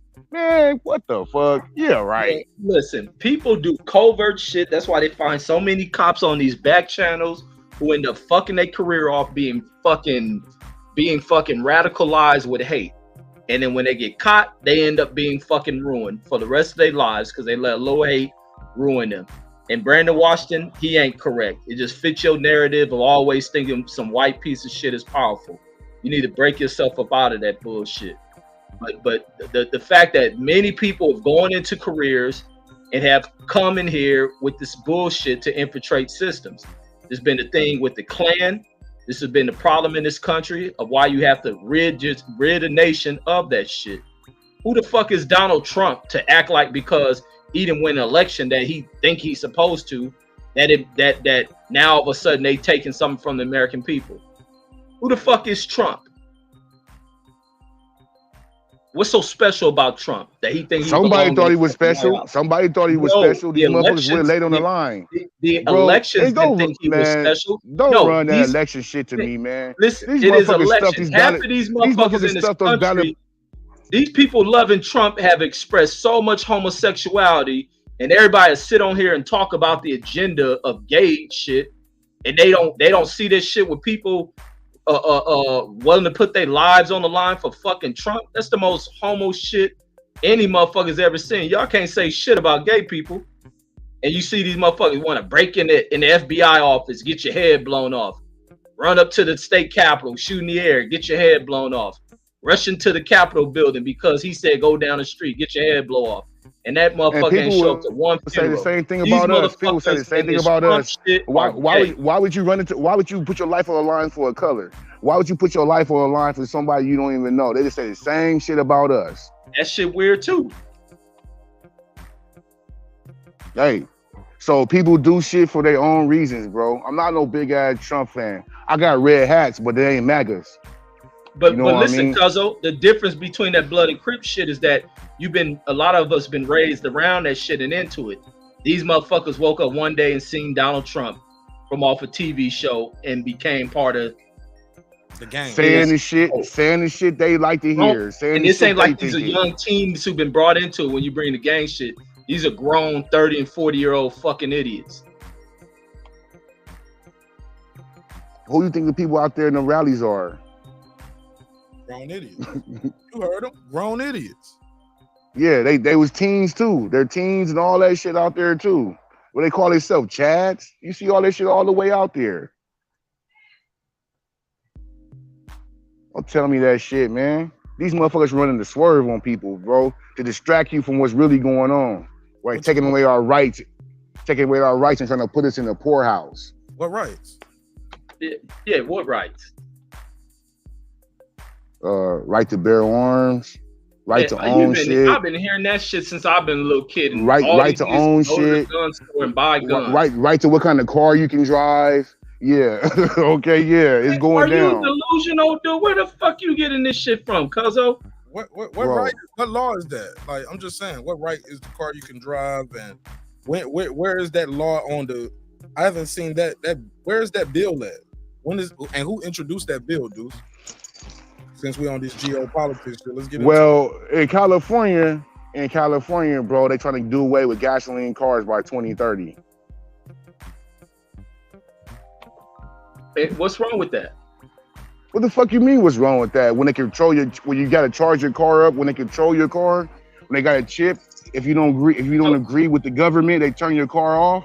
What about that? So let's get into some intellectual talk. Turn your lights and water off, right?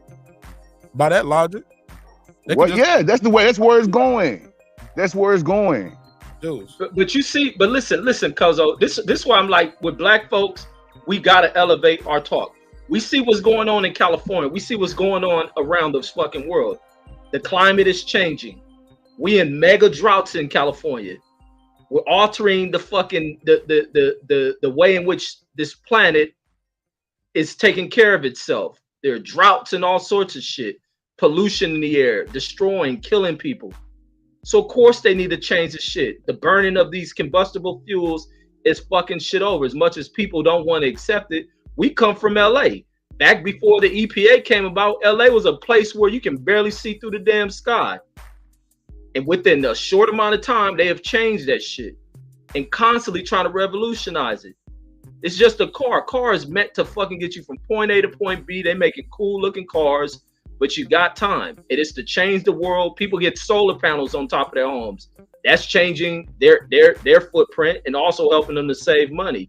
You gotta let technology take over, dude, to make shit better. Like, people see changes and turn into conspiracy shit. And they buying it from white folks. Oh no, bro. We see these Teslas stay catching on fire. Stay can't get the Tesla fixed. Stay gotta wait 6 months for a fucking chip. Man. Combustible cars, you gotta wait for chips too. Excuse me? It don't have to be just Teslas, right? Everybody don't have to have a Tesla, right? Well, how many companies is manufacturing electric cars that you know of? It's more than Tesla though, but that's the only one I'm aware of, bro. It's more than Tesla that got electric cars, bro. I pass by them little charger pumps and everybody ain't got no Tesla, bro. Yeah, definitely. It's other companies. You can't keep running with this anger shit, man. You gotta break out of that shit. Gotta break away from these. I have awakening. I'm aware. Okay. It ain't making you aware. It's making you fucking panicky. What are you doing about it? Getting panicky over nothing. What you mean what I'm doing? And listen. You remember when niggas used to talk about they shutting down Walmarts to turn them into little prison cells for people? And none of that shit came true. They see trains being with military equipment. They coming to get us. Man, that's the fucking military railheading motherfucking shit. Like, everybody got these fear tactics to spew out in fucking society and don't know what the hell they talking about. Well, they in my program, bro. I know what I see.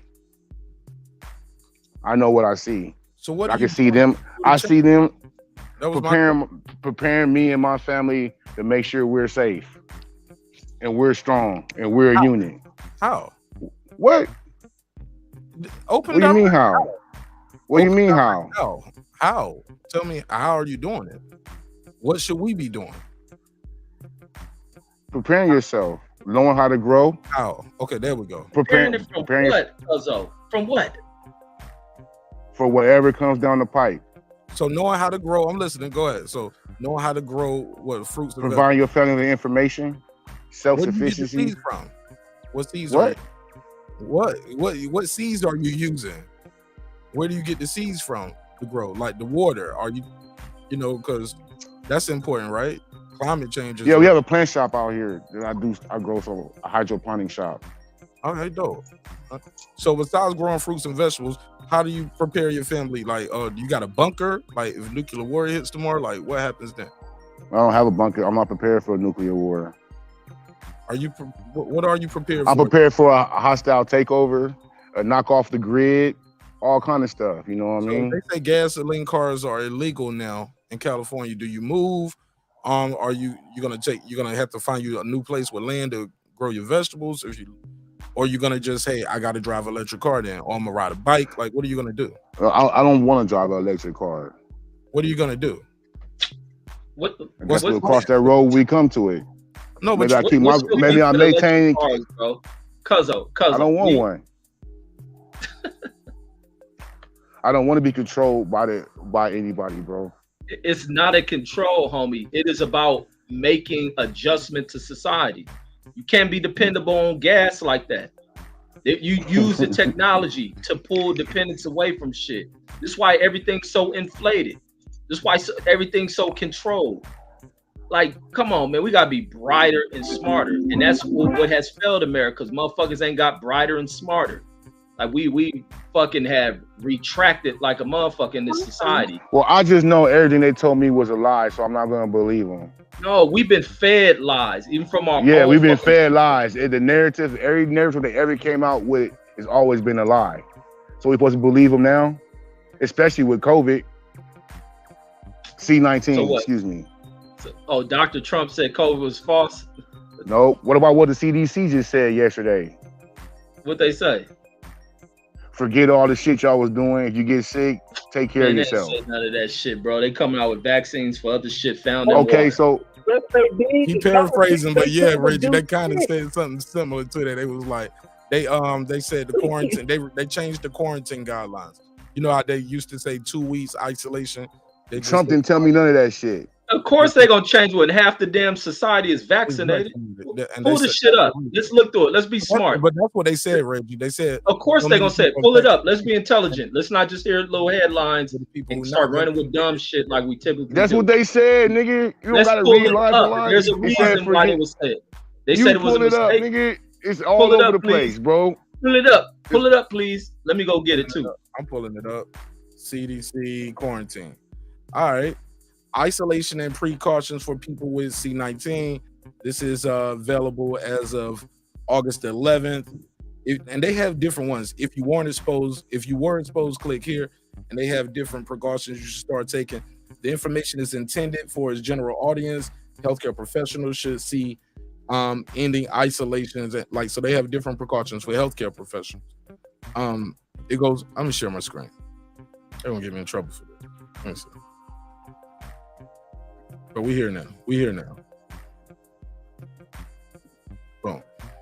So if you weren't supposed, they have these right here, but they did change.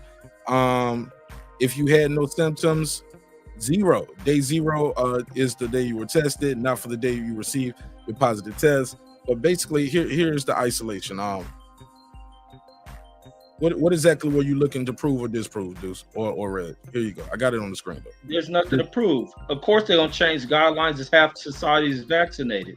They ain't Bro, to half say society they ain't wrong. fucking vaccinated, homie. Yeah, right, bro. They have put out over fucking okay. 100 million fucking vaccines. They got children. 100 million fucking vaccine cards, bro. They're catching people with fake vaccines by the dozen. Seniors that are vaccinated, bro. Let's pull up facts and stop pulling out Trump. Yeah, so you believe all the numbers they tell you, huh? Says 5.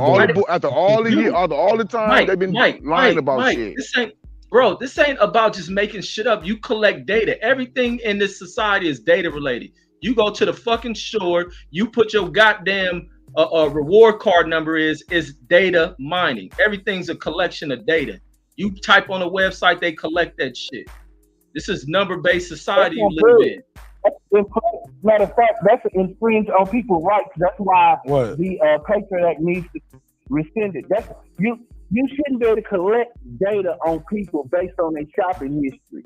That's a violation of the First Amendment. That's a violation. You ain't got to put in your damn information neither.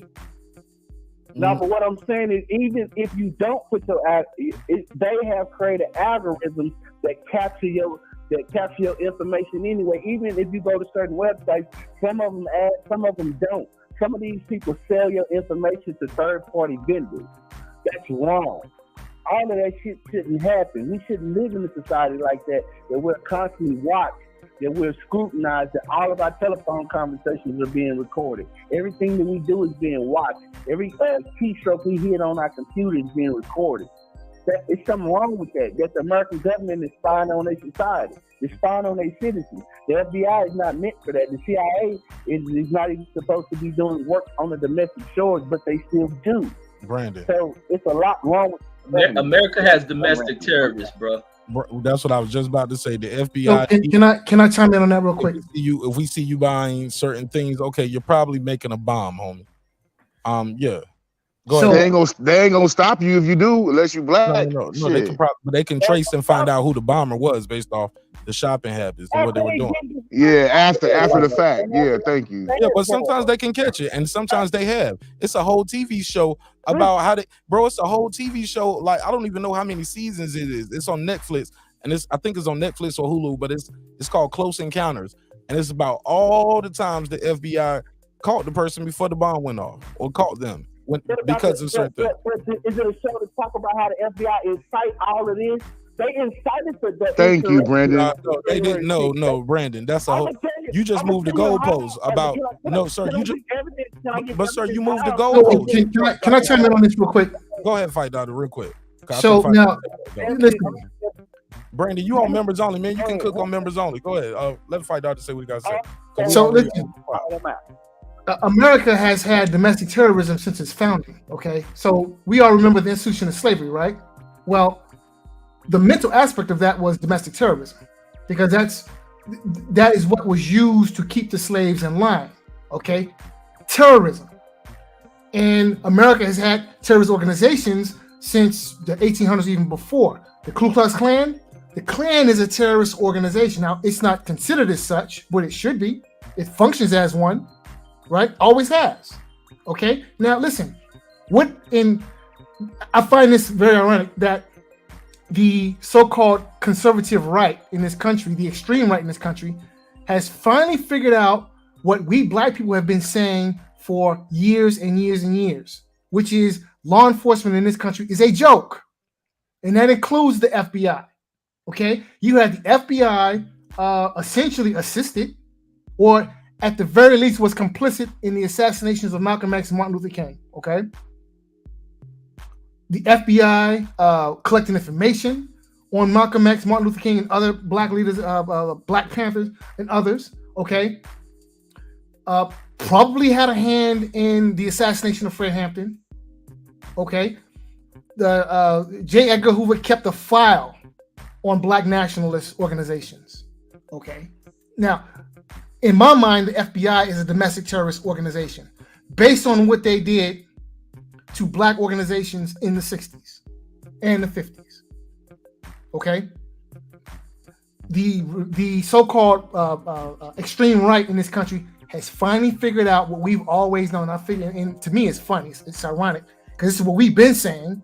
And now, when it happens to one of their own, when the FBI is turned loose on one of their own, okay, now all of a sudden they get their nigga moment, they get their nigga experience.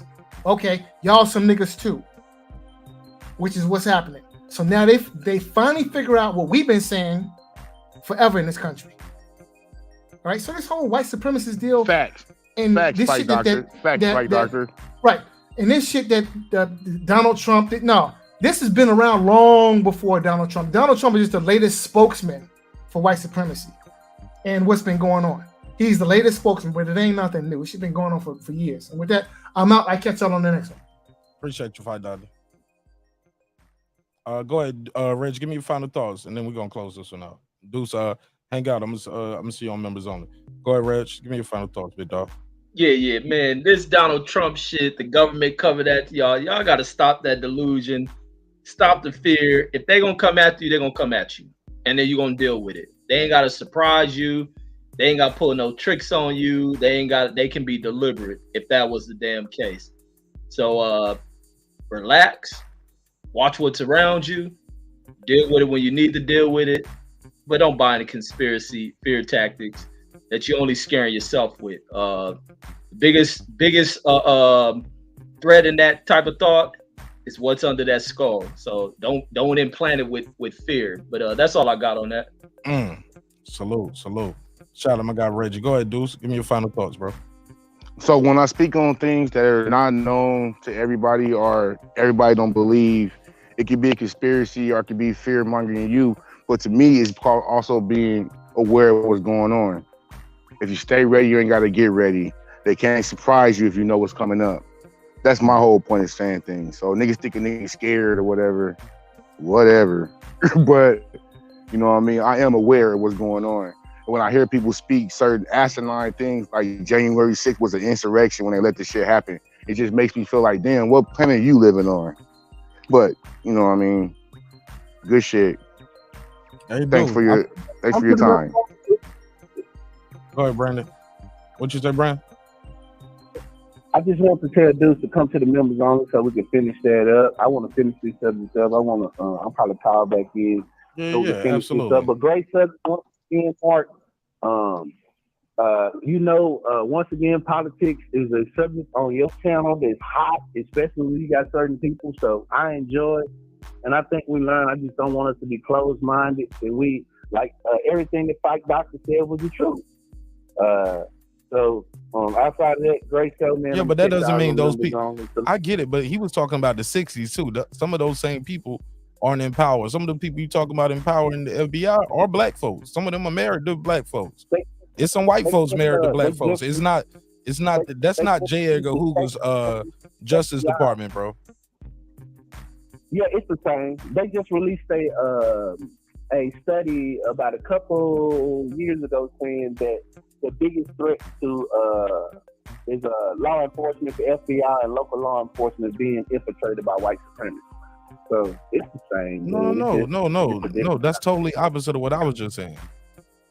As in, like, the FBI is the people who doing that to you. The FBI is the one who did that study that told you, hey, the Klan has infiltrated local law enforcement and police and local legislation all over the country. They put out that report, right? But that's not that's not J. Edgar Hoover's. Yeah, man, we going too long, Brandon. Just pull right back up. Like I said, let's pull right back up. Yeah, you right. Yeah, let's pull right back up. I already got to start in 5 minutes. 4 minutes actually. Starting in 4 minutes. All right. Dude, what I'll tell you too is I got a link in the chat, the private chat. You said you didn't know about the bombings. It was a bombing in 2021. As we were saying, it was bombing last year, and it was in California. It was a church they bombed because some people didn't like their extreme. It was called First Works Baptist Church in El Monte. You know where El Monte is in California? Yeah, I know where that's at. Yeah, they bombed the church out there last year. So it's still bombed. We still had church bombings here. That was So I gotta peep that out because that didn't make pretty much news. I don't know about that. I know I see you put, but I'm on my phone, bro. So I went through that. Yeah, look at it. Church bombing. So yeah, they still bombing churches over here. But mainly though, like I said, that whole point was school shootings in America is like something that like we don't see that all over the country. I mean, all over the world, like here in America. But we'll talk about that more. You got anything you want to plug and promote before I let you go? Nah, P, I'm with you. Yeah, y'all need to killing my battery, but I'm gonna get with you on the members only though for sure. All right, you gotta have that phone on the charger, man. When you on the StreamYard, kill your battery. All right, my G, I'll see you the next one. All right, so this was a long show. I went a little over the time, damn near an hour. An hour and 15 minutes over the time. I was trying to keep it in 2 hours, but I really enjoyed the conversation, and I enjoyed the back and forth banter with the guests. So I appreciate your time, your energy. It's your man Mark Nash. Another great episode of Breaking Beats, where we break down business, entertainment, art, technology, sports, anything else you and I feel like talking about. You already know we about to start members only post game show. The members only post game show starts right now. If you don't know, you can click the join button. I got the link in the description. Also, right there by the super chat where you see subscribe.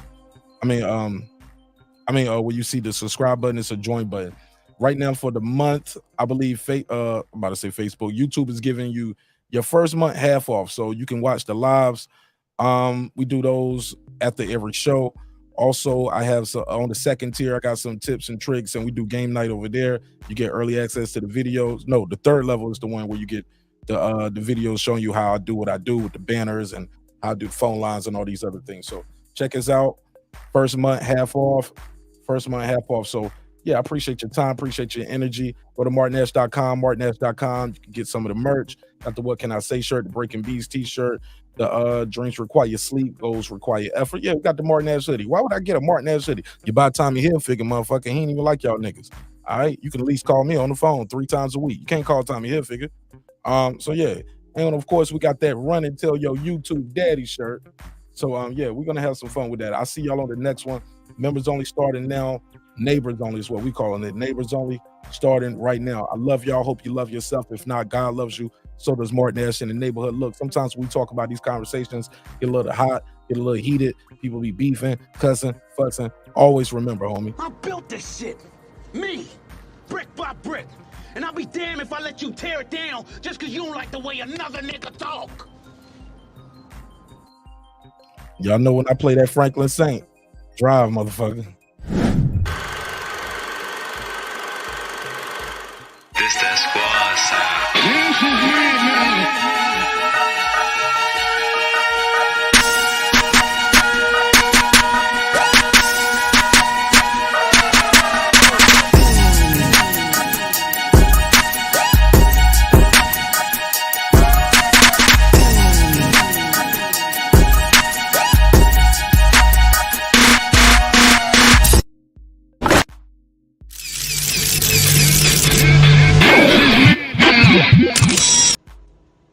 Subscribe. I don't care how many subscribers he has. Support him. So he made all this possible. He made this possible. Nah, Dr. Mark, God made this possible. God made it possible. And so did all the dope ass members. The dope ass members like my boy Matty Yoel, Deuce Times, Brandon Washington, Born Supreme, Karma Serene, Lisa Bells, that guy Eclipse 330, Ace Retro, Lady Shan Dundum Season, my boy Doug Rightside, Jake Legault, Rider of the Storm, Boxing Lounge, Taint the Sweet Signs Examiner, Pure Road, D Bevel the Champ, Rob G Films, and of course Derek Lincoln. That's who made it possible. See y'all in the members only right now.